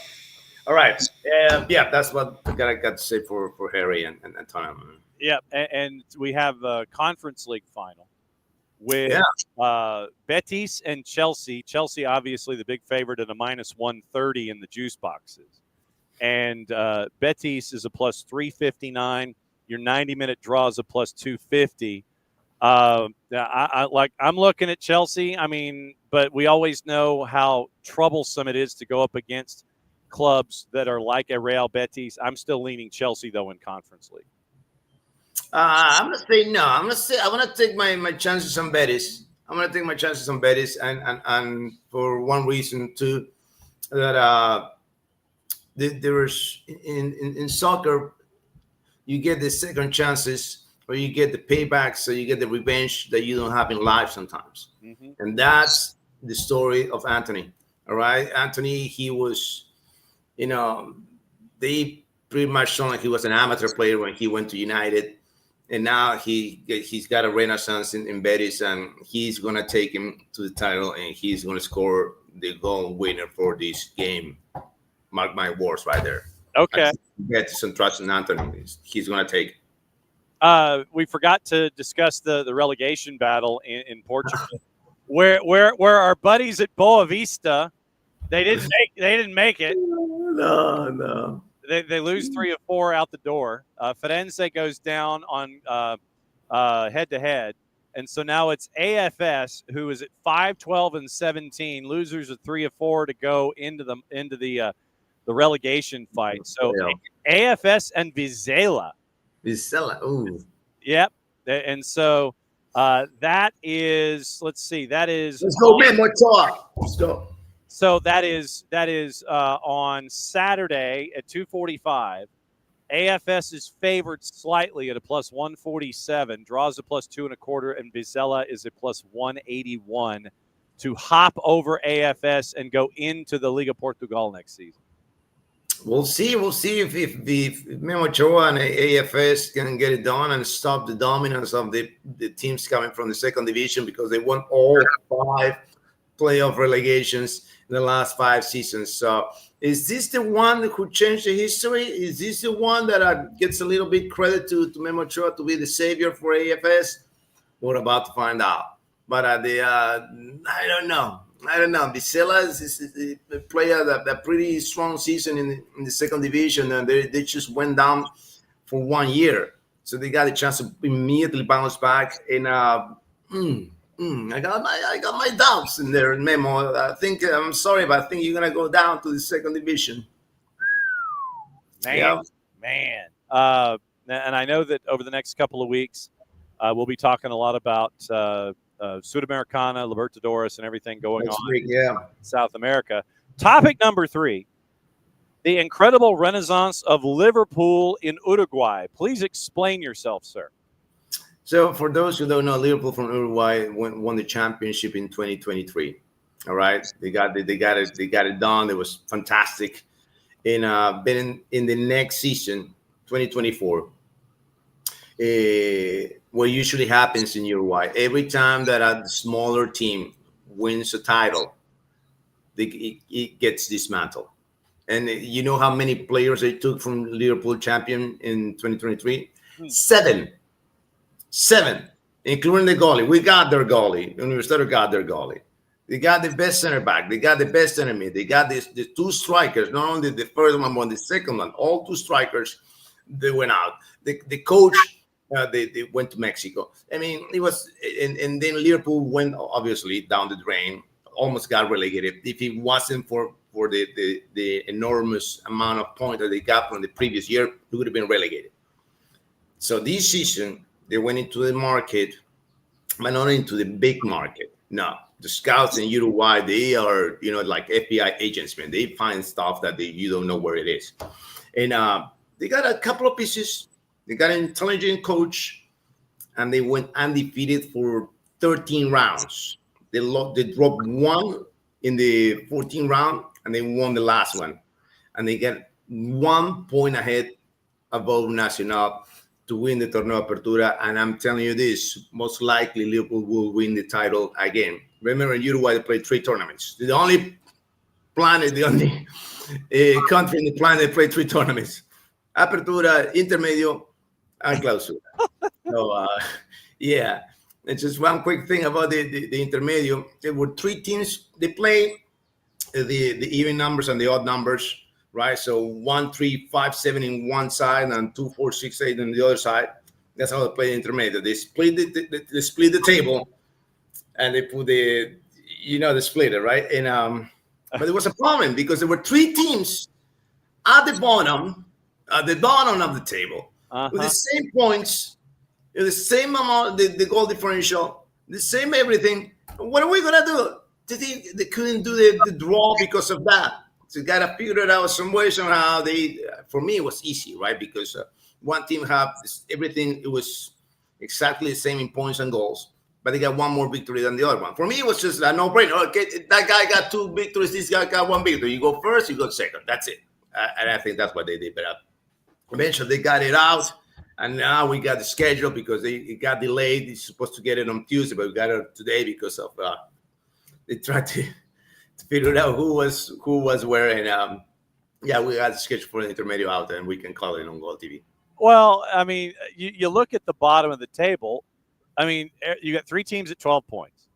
Miramar has 3 wins. Wanderers have 2 wins. Danubio has 1 win, but Danubio at 1-9. Danubio is 13th at 1-9-5. Wanderers are 14th with 2 wins, and Miramar are 15th with 3 wins. Explain this to me, how you end up with 3 teams with the same number of points, but the team that has the most wins of the 3 ends up is at the bottom, right? Well, welcome to Uruguayan football. I mean it's crazy. It's well, crazy. Yeah, yes, that's a word to use. Yeah, we could use the word crazy, and I think we're But for those that will watch Gold TV, it was Liverpool at 32 points at 9-5-1, only losing once in 15. Nacional was second, losing twice. Juventud lost 3 times with 9 wins, and that was literally the difference: 32, 31, and 30 points in Uruguay. Topic last. Don't mess with Universitario, and this is the direct quote because I read the notes as is. Don't mess with Universitario, comma, oh, don't you dare, capital D in the word don't. What are we talking? Oh, don't you? I feel like the only thing missing is you wagging your finger in public, or it's like, oh, don't you dare. Yes. So why are we not supposed to mess with Universitario, sir? So remember last week I told you the story of the group of supporters went to the pitch to try to bully the players and that, right? Yeah. Okay. All right. So it was after the game was over. You know, it was like, I don't know, say, about 10, 15 people. It wasn't a big group. But anyway. So the disciplinary committee of the Liga Uno decided to put a fine on Universitario Deportes for 6 units is like blah, blah, blah, like I don't know, like $10,000 fine. Okay. $10,000 fine.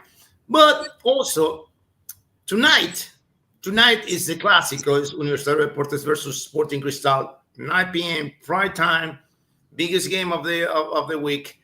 And they were going to play at Universitario Deportes Stadium at the Monumental. And they decided that the best way was to play without public. Whoa. Right? But guess what? They didn't make that decision the day after the incidents happened, right? Last week, right? No.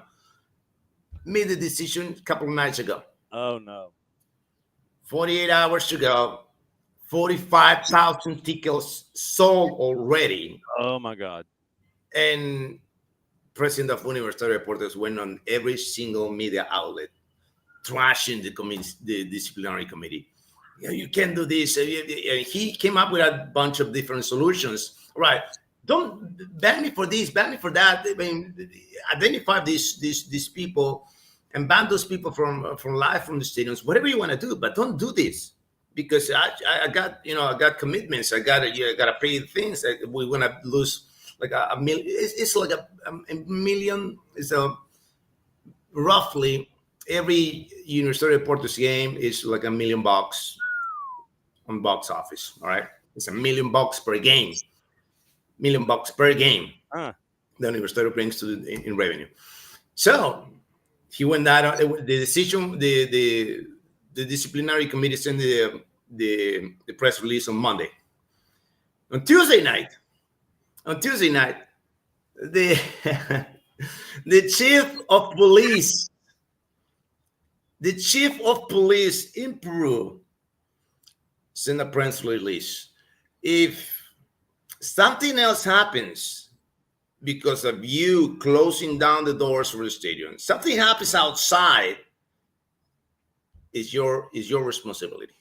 We're gonna blame you for whatever happens outside the stadium because of you closing the doors. So you better change your decision, because we're not going to have enough people to cover what's going on outside the stadium. Everybody's inside the stadium. We got everything figured out. We got how many officers we need, how many horses we need, everything. We got all figured out. But we can't control 50,000 people outside the stadium. All right, so you better reconsider your decision. And on top of that, the president of Universitario Deportes made an appeal to the disciplinary committee to say, hey, give me another find me a double, whatever you want to do, but don't do this. Last night, 10:55 p.m. Disciplinary committee sends a press release. Oh, you know what? We're gonna change that a little bit. You can play with people tomorrow. You can play with the audience tomorrow, but but you cannot play against, I don't know, Aditya Dharma in like a month or so. So don't mess with Universitario de Deportes. We're so powerful, brother. I'm sorry.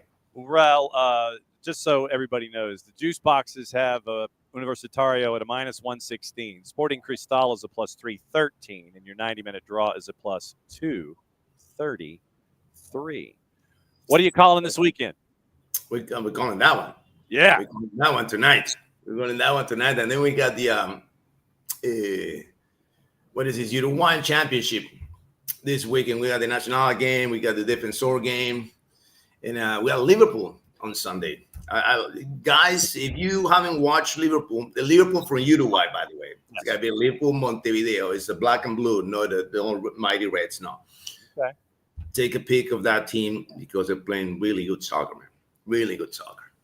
Well, as always, my friend, it is great to get the education about everything going on around the planet as you take the tour with us and tell us where we're going, even though I don't know where we're going until – this is the trust that I have, is that literally you're driving the car, I'm just hopping in for the ride and putting on the seatbelt, and you're sitting there and it's like, all right, you're ready, brother? Here we go. And you just slam it in the drive, and we just go this every single week during this time slot. Have a great call with Universitario and Sporting Cristal. I cannot wait to hear how this one gets handled with all the storytelling on Gold TV with our friends at Fanatis, where we get to watch you and hear you every single time out. eventz.co/soccer down here helps out the network, helps everybody see you, helps out us. So no, it's everybody wins. And they get to hear Nino Torres break everything down when it comes to a fantastic matchup where you don't mess with Universitario. Love you very much, my friend. Have a great call. Keep the pipes in prime condition, and we'll be watching. We'll be listening, and we'll catch up with you again next week as we get back into Sudamericana, Libertadores, and everything else going on around the planet. As always, my friend, you are fully loaded. Thank you, guys. Thank you for having me, Johnny. We'll see you next week with Universitario winning in Buenos Aires over River Plate. Let's get it done, baby. That's a tease, no doubt about it. Go get your coffee. We'll see you soon, my friend. Wow. Oh man. Okay, so that's our buddy Nino Torres. Like I said, I don't know literally what Nino's going to send. I literally do not know. I get a notification. Let's see. He sent it literally at 9:57. So literally 3 minutes before he comes on, he sends me what he wants to talk about. And then I'm sitting here scurrying, trying to figure out, okay, what are we talking about? And then it's like trying to figure out standings and matchups and all this kind of stuff. So that's our tour of the planet. So let's see. We go Portugal, we go Europa League, we go Uruguay, and we go Peru. That is where we went this morning with our tour around the planet with our buddy Nino Torres from Gold TV. And we love him very much. And it is fantastic to be able to share the planet with all of you and to be able to learn the planet from him and find out what's going on. Because for me, like I said, it's an education. And it reminds us that as much as we feel like we're at one end of the planet to the other, we're really not. Because like I said, on Thursdays, so to give you an idea, just today in general, we went from here to Cincinnati to talk about FC Cincinnati. Then we went local to talk about the WPSL. Then we went to Peru to find out what's going on with Nino going on around the planet. And then coming up here in a couple of minutes, we're going to catch up with our buddy Nico Moreno and find out what's going on in Major League Soccer with Seattle and everything else going forward. So that literally today on Thursday, we go Cincinnati, Decatur, Peru, Seattle. You tell me what kind of a show does that. Any other show on a weekly basis that does that? You want to know how many? And I'm speaking confidently with my number. That I feel like Jim Herrick in the 30 for 30 in the Survive and Advance 30 for 30, talking about Dane Suttles and Pepperdine in overtime, and he had that many points. 0. How many shows other than this one, 0, can go Cincinnati, Decatur, WPSL, Peru, Seattle? This one. And we can't thank y'all enough for putting up with all of our wandering as we sit there and we educate everybody on what's going on around the planet, because it's always fun to find out what's going on. So when we sit there and there's a conversation that you hear a couple of tables over about something involving, say, Liverpool in South America, or Universitario going up against Sporting Cristal, you said, "Oh yeah, I remember that because I was listening to a conversation that on a morning show the other about it," and so that's where we are. And so, speaking of going from Peru to Seattle, it's time to go from Peru to Seattle. Catch up with our buddy Nico Moreno, who is styling and profiling, looking as only as he can look. And here he is, as he's busting everything out. How are you, sir, as we break everything down in Major League Soccer? What's going on, John? FDH family. Excited to be back as always. I'm doing all right, man. It's been a interesting weekend. Lots of soccer to watch. Got the chance to watch a couple of US Open Cup games. A lot of soccer. A little tired. On cup number 2 of Joe. There it is. Yeah.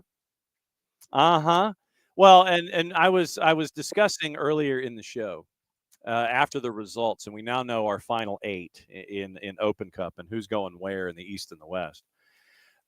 How in the blue hell do you only make 3 penalties in 10 in a penalty kick shootout? I mean, obviously we can knock on the door with DC and Charlotte and ask Troy Lesane and Dean Smith how this happens. But you only convert 3 penalties in 10 to determine a winner. DC had a lead. Charlotte took the lead. Garrison Tubbs gets an equalizer. 90 minutes doesn't cover it. 120 doesn't cover it. You go to PKs and you only hit 3 of 10. I feel like both of these clubs should be banned from taking penalty kicks for it should be like be some kind of penalty kick. It's like you get the penalty kick dunce cap. You get to sit in the corner and you get to wear the pointy dunce cap. You just you're staring at the wall. You don't get to take penalties until you get better at it. And we get to determine when that is. You only make 3 out of 10 in a penalty kick shootout situation to determine who gets to the round of 8. Both of those teams really should never have made it if you're going to be like that in penalties. Almost be like it was with Red Bulls and FCD, where, at least AJ Marcucci comes up big and at least, somebody made like 4 or 5. But when you only make 3 of 10 as 2 teams, neither team should advance, I think. Yeah, I didn't watch this whole game, but I did see the PK shootout, obviously. And I don't think I've ever seen it before. I've seen it where all the shooters are so good that it goes 10, it goes 12, or maybe there's a little bit of dramatics and, one misses, one doesn't, and then it just kind of goes back and forth. But for all the PKs to be so poorly taken and it still go that far, I mean, it was surprising enough. But I guess it does tell you a little bit, like you said, about where each of these teams are. And I mean, there had to be a winner. So at the end of the day, someone was going to have to go through. And I think that's what happened. Did there have to be a winner? Did there? Like I said, both of them should be banned from winning and advancing. Oh, yeah, it was bad. Just like, no, we'll go with 7. It's like, and somebody draws the straw to figure out who doesn't get to play. So, no, we'll go with 7 from here on out. We're going to look at the weekend that will be in a bit. But when you look at what happened this past weekend with the Sounders, with whom you cover on a daily basis, what sticks in your mind from the previous weekend involving the Sounders and what happened last weekend before we get ready for what's going on this time as they get ready for FCD? Yeah, look, it was a lot of components that kind of went into the entirety of the week. Let's stick to the rivalry to Portland, a 1-1-1 game, a 1-1 game that I think Seattle comes off with some mixed feelings. I thought they put up a very good performance, specifically to limit one of the best offenses in MLS, one of the most scoring teams in MLS. I thought Anthony came off the field upset, frustrated. That's a good sign for what Seattle did defensively. I thought Felipe Mora got put on a globe and not allowed to get out of there by Yemer Gomez Andrade. But there were moments that could have been better. The one real good chance that Portland got, it's the goal, unfortunately. Santiago Moreno is a guy that, if you give him that much room inside the 18, he's going to make you pay. And he did. But at the same time, I think Seattle continues to get better in their own identity with their own principles. Musovsky, once again, not on the scoreboard, but with a goal contribution there. Nice pass to Albert Rusnak. Albert Rusnak puts it away. And look, Albert, for all of the criticism, all the hate, all the people that were upset about him getting a DP contract, the guys looked the par, right? I mean, 6 goals, 3 assists. I just put a tweet of, if you compare him to Evander, to a guy like Forsberg, Acosta, Lucho Acosta. I mean, he has numbers better than most of them, with the exception of Evander, and he's played less minutes than all of these guys. And I'm sure I can continue to go on and pull up other camps that are not contributing as much as he has. So I think the Sounders are where they should be. I think that Phil Neville felt lucky and was kind of hoping to end it at a draw in the last 15, 20 minutes, where the Sounders kind of got on the Timbers team. I think that individual performances were good. Christian Roldan was my man of the match. He was a baller, just all over the field, good on passing, sharp on the ball, winning every duel. I thought that when the substitutions came in, Pedro de la Vega did well. The one guy that maybe fell a little bit short was Ryan Kent. He did not have a stellar performance there. We had seen him be this difference maker, this game changer when he came off the bench. In this one, I think that it was just harder. With some of our friends of Lobby's Scorcher said that after the game, he mentioned that he had never been in a road trip like this one. 3 games on the road. That's a lot of miles for a guy that's not used to that. Not sure if that's what kind of factor in of why he didn't have such a good game. I also think Portland did a great job at bracing him with a couple of players, making sure that he was always bracketed, that he wasn't able to get into space. But all in all, I think the Seattle Sounders came away with a good point, a 3-game road trip where they won one, lost one, tied one. And I think that's the minimum average. That's the minimum requirement. So they're right on the line. And now they move on. They'll host Dallas, and they'll try to take all the momentum and see what they can do with it. What in the hell's going on with LA Galaxy? Hey, man, I think that I have come with the LA Galaxy where, like my guys from Boys to Men would say, it's the end of the road. And it's time to let it go. It really is. I do not. I had some sort of hope that they were going to figure it out, at least to make it to the playoffs. But right now, it just seems like even when things go right, they go wrong. They started right in El Tráfico. I'm thinking, we talked about this being a trap game for LAFC. They're going to be able to do it, and they still can't hold on. I just think that there's a little bit of situations that I think we need to talk about. The acquisitions this year were younger. They haven't really come to fruition with Nacimiento and Sabrino. The guys that they brought in, I don't think have replaced those that left. I think that it is a team that has a hard time just managing the game in general. There's a lack of experience to a certain degree. And it almost feels like they're just ready to make a mistake, even when they have the lead. And we've talked about that. Even when they have the lead, it seems like they're just waiting for something to go wrong. And once that happens, everything just goes off the board. So I really do think that Greg Vanny is going to have to do some real soul searching, and he's got to get up here because a lot of it's got to be mental. They create chances. There is talent. You saw it at the beginning of that game, but they're just unable to kind of put it together when it comes to 90 minutes.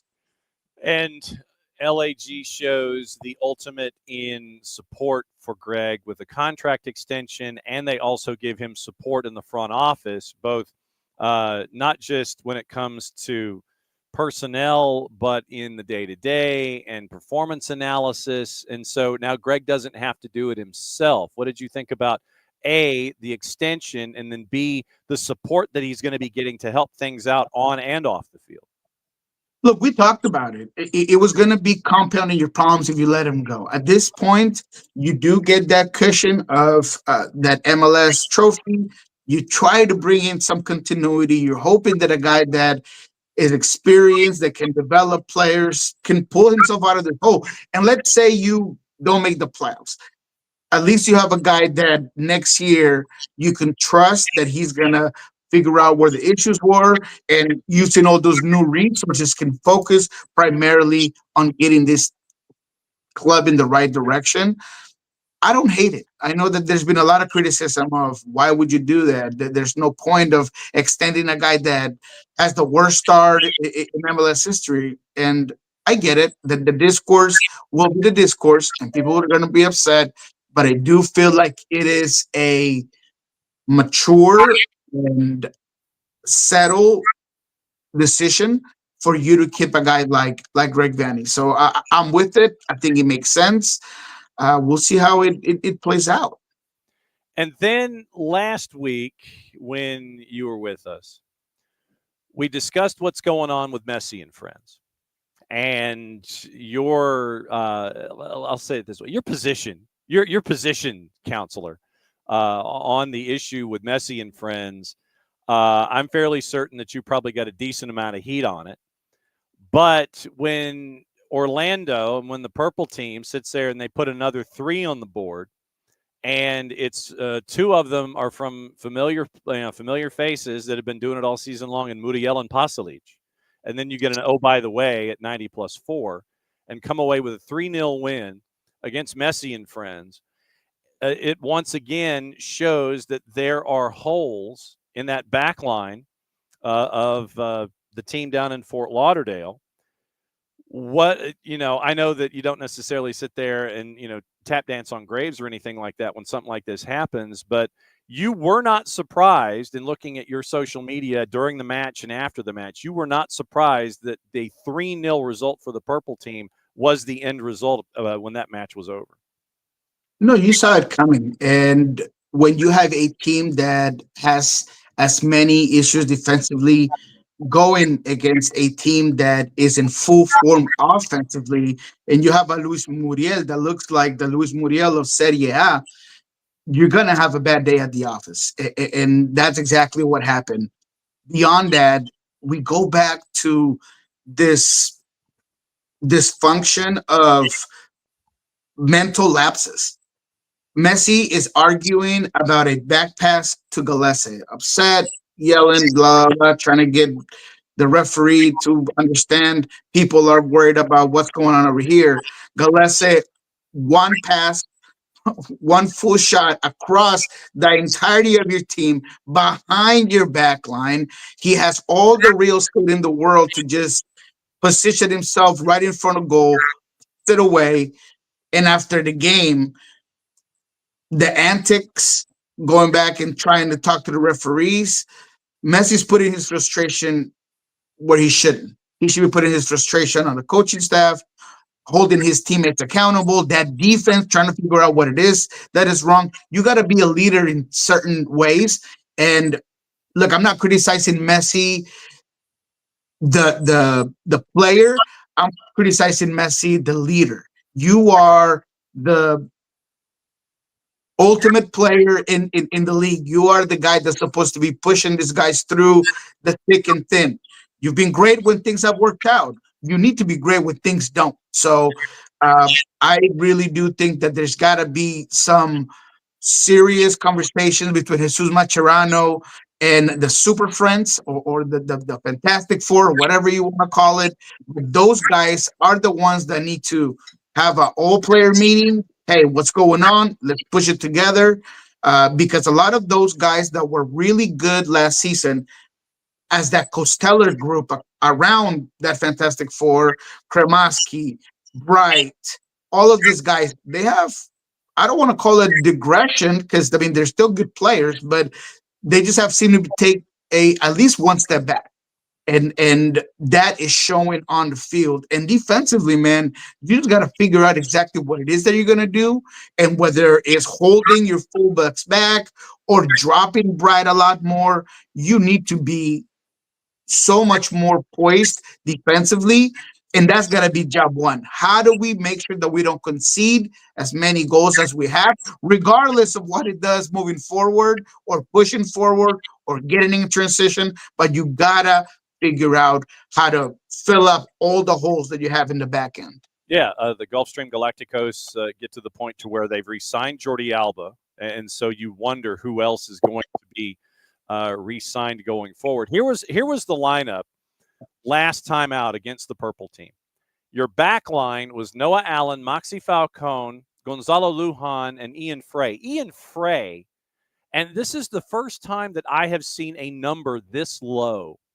Ian Frey, according to our friends at SofaScore, punched a 5.9 on SofaScore. That's in 58 minutes. Mm-hmm. So basically, you take the number of minutes that Ian Frey played, move the decimal point over a slot, and that was his SofaScore rating. Here's what happened with Ian Frey. 1 pick, 1 tackle, 1 error leading to a shot, 2 of 6 on his ground duels, lost possession 9 times, 2 fouls, was fouled once himself, 18 of 21 passing, didn't have a cross, didn't have a long ball, had 1 shot off target. And that punched a 5.9 for Ian Frey in a lineup that had Yannick Bright, Sergi Busquets, Agende, Messi, Alba, and Suarez. So you had the Gulfstream Galacticos out there. You had them all out there. And you had Agende, Bright, Allen, Falcone, Lujan, Ian Frey, and Oscar Ustari going up against the purple team. And they took you out back. I mean, they took you out back. They grabbed that ruler that your granddad has, one of those old school rulers, you know, that like 18 inches long that has the metal strip across the top. They took you out back, and they took you with that ruler, and they made sure that you were remembering what it was like to get hit by one of those things. I mean, that I did not realize. I knew it was bad, but I didn't realize it was that bad, at least with one of your outside backs punching a 5.9 going up against the purple team. Yeah, and it could have been 5 goals. It could have been a bigger beating with that same ruler, and it wasn't just because, I don't know, Orlando just didn't finish. They weren't as clinical as they should have been. But you talk about the starting lineup, you talk about that back line. When I first saw it, I'll admit, I said, well, you know what?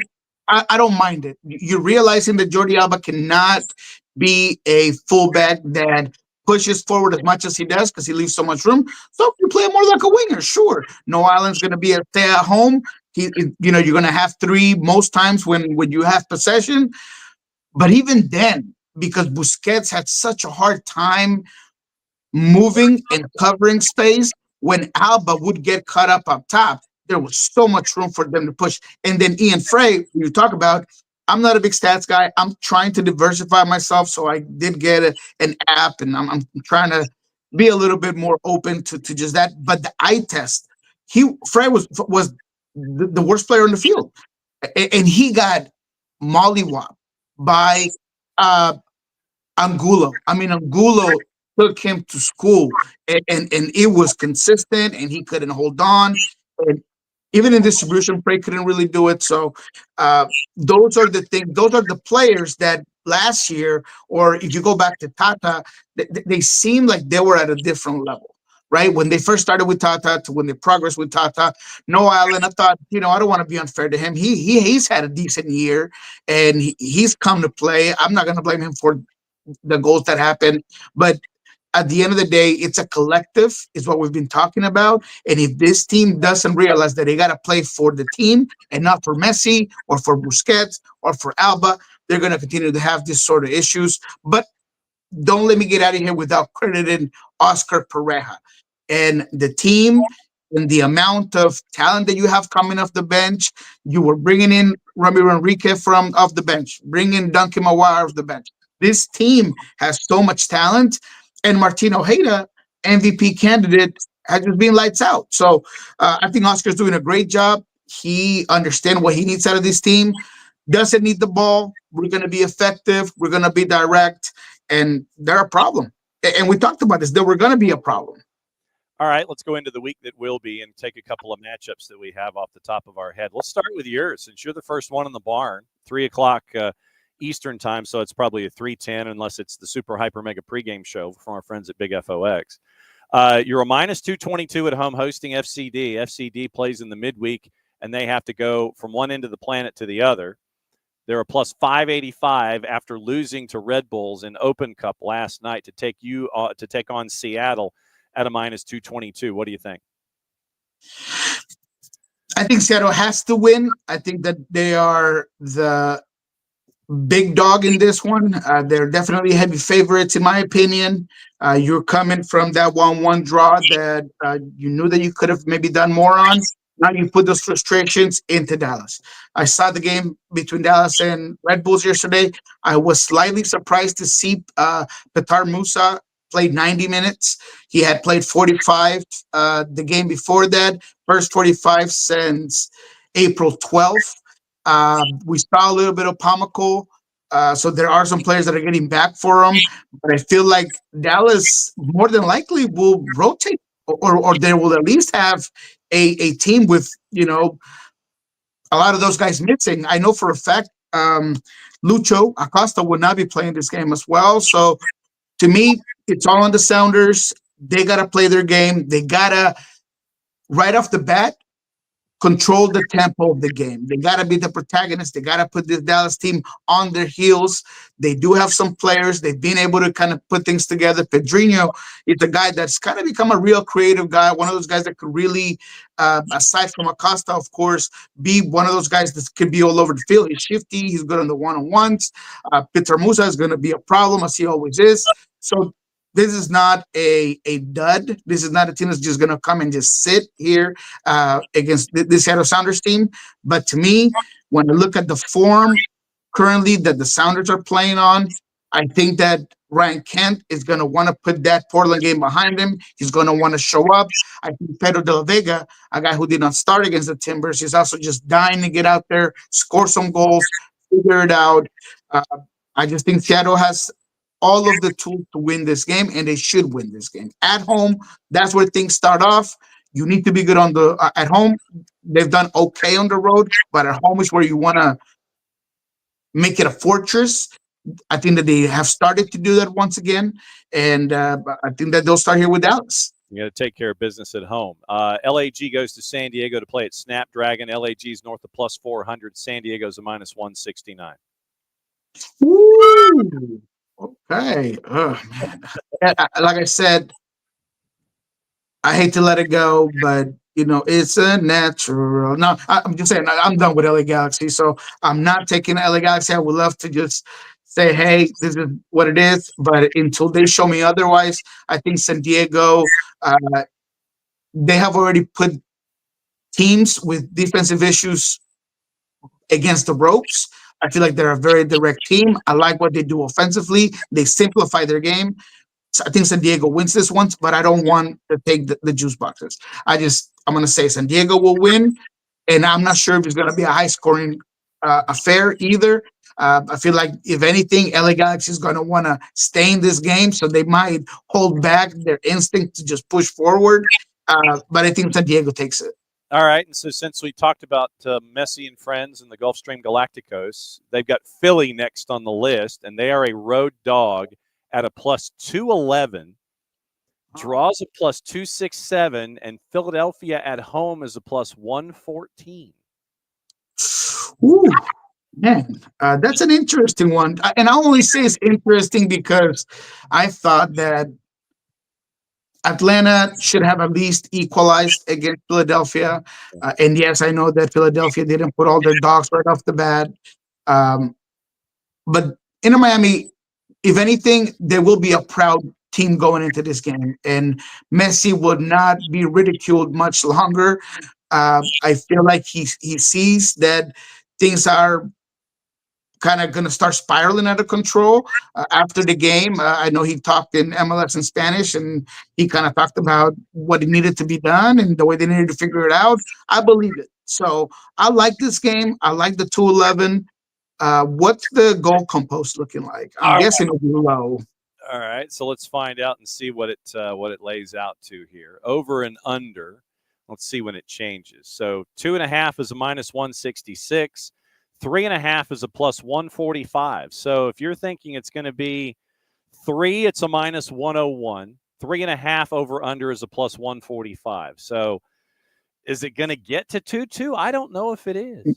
No, I don't like it. I don't like it. But I will say this. I feel like Philadelphia doesn't necessarily have the tools in the flanks to make Miami as uncomfortable as they can, neither in transition.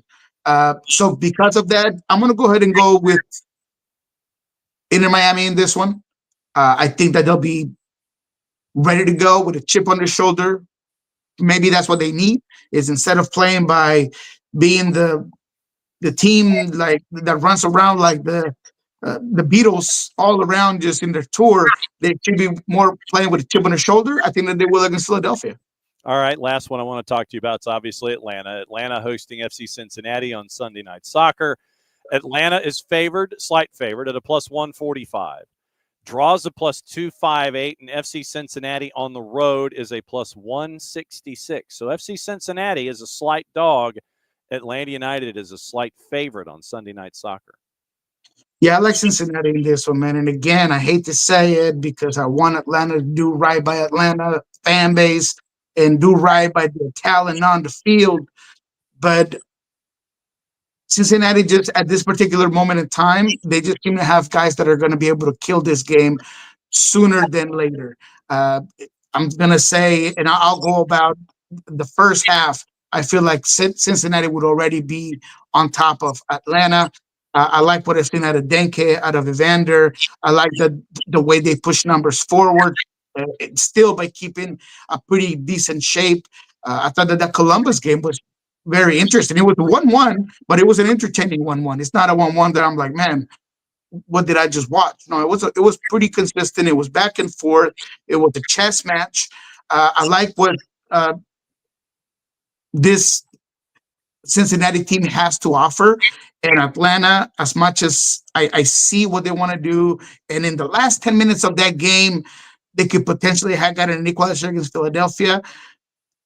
You won't have that opportunity against Cincinnati. Against Cincinnati, either you put them on their heels or they're going to be on you. And I feel like that's what's going to happen in this one. I see Cincinnati winning this one by a couple of goals, unfortunately. All right. So what's going on at OSG Sports and at Sounder at Heart that folks need to know about as we head into a very, very busy weekend before we get into even more schedule compression? Yes, the best one in OSG Sports right now, and it will go up in about 2 hours, is a tactical talk with Andy Rose, the assistant coach, obviously part of Brian Spencer's coaching staff.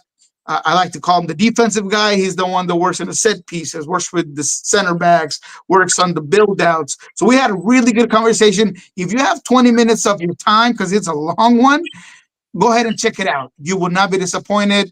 He goes into strategy, difference between playing with a 3-man back line to a 4-man back line, talks about the young guy in Stuart Hawkins that is in the middle of all these center backs. He has all this talent, but cannot get any minutes. We talk about Kim Ki-hee and the surprise he's been coming in as an experienced player.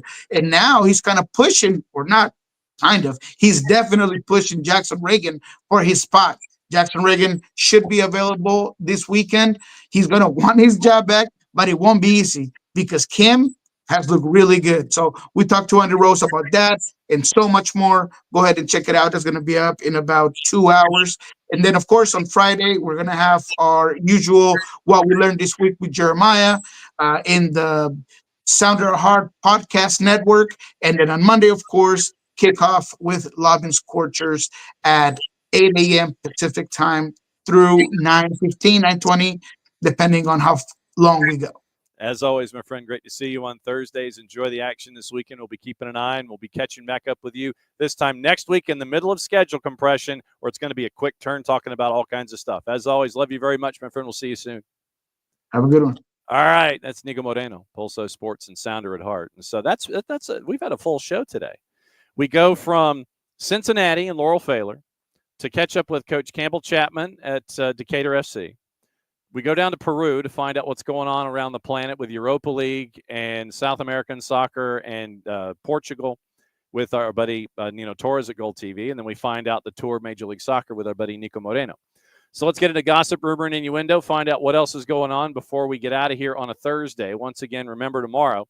Yes, it is. It is always a wonderful day for some SDH because, by the way, the USL show is on notice because next Tuesday at 10:30 Eastern time is their time to be on to break everything down for the month that has been in USL Championship and USL League One. So they've been summarily warned.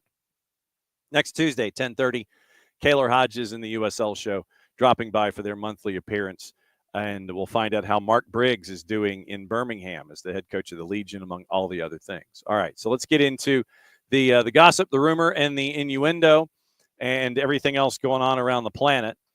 And so here is what we need to find out about. Once again, as always, we're looking at the gossip, and apparently Arsenal might be looking at Rodrigo, perhaps, possibly, maybe, perhaps. So we'll see what happens there involving Rodrigo and everything that is attached to our friends in the Premier League.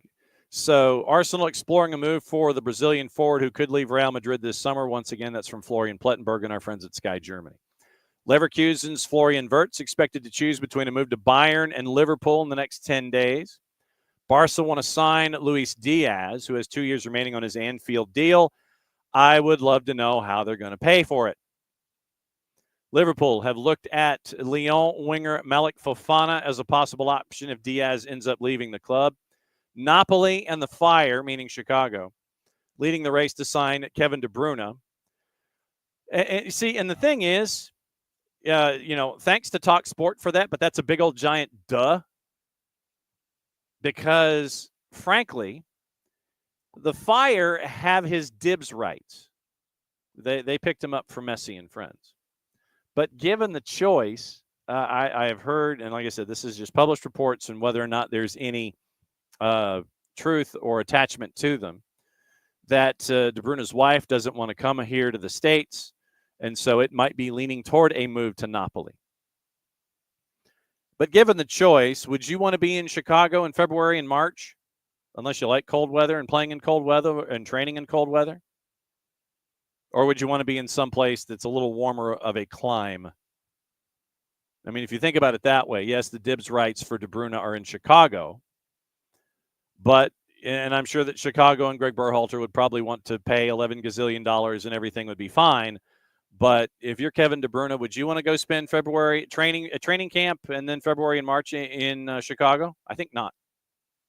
Like I said, and literally it's just looking at the geography of the deal, not looking at desirability. I'm not looking at club makeup. I'm not looking at anything like that. I'm just like, would you rather be in Napoli in February and March, or would you rather be in Chicago in February and March? It would take one of those sweetheart deals of biblical proportions, I think, for Kevin De Bruyne to go to Chicago.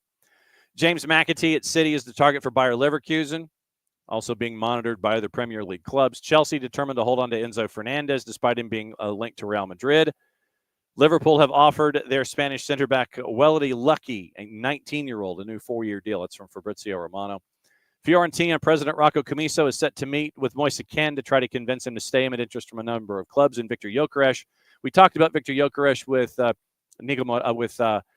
buddy Nino Torres. He's told sporting teammates he's unsure where he'll be playing next year.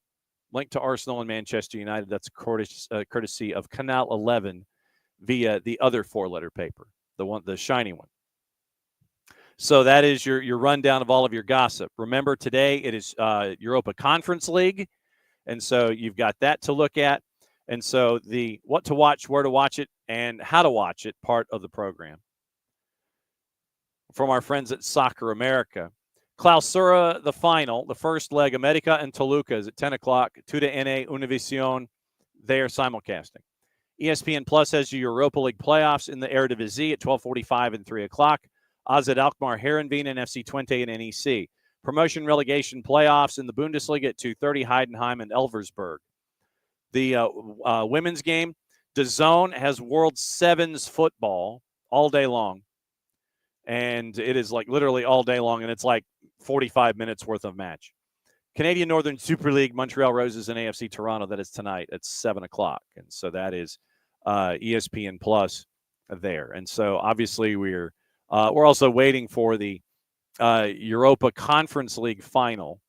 So let me write that. So Conference League final. When is the Conference League final? Did they just push that back to the 28th? So basically next Wednesday, 6 days from now, is when the Conference League final is. We'll see if Betis and Chelsea's numbers change, but right now Chelsea's a -130, Betis is a +359. So that is your rundown of everything here today. Tomorrow, we'll get you set up for the weekend. Quick reminder, the matchup, we're still waiting for an official answer on what is going to be happening with Atlanta United 2 and with Orlando City B. So we'll keep you abreast of everything going on there. But obviously, tomorrow it is going to be Decatur FC, and Drew and I will be there for that one. And so we'll be at Decatur FC and Union 10, 7:00. And however you consume your Decatur FC-ness, Drew and I will be there for that one. But obviously, we'll keep you up to date with everything going on with Atlanta United 2 and the matchup with Orlando City B that is scheduled for tomorrow night, 7:30 at the Fraction. But when we know what's going on with that, we'll let you know, and we'll keep you posted on that particular matchup. So it is tomorrow. It is scheduled Orlando and OCB and Atlanta United 2. It is Decatur FC and Union 10. That's at 7:00. And so, like I said, I'll be with Drew in Decatur for Decatur FC, but we'll keep you posted on Atlanta United 2 and with Orlando City B. So then that means that Saturday is Saturday. We all get to consume Major League Soccer and all of our favorite leagues however we wish.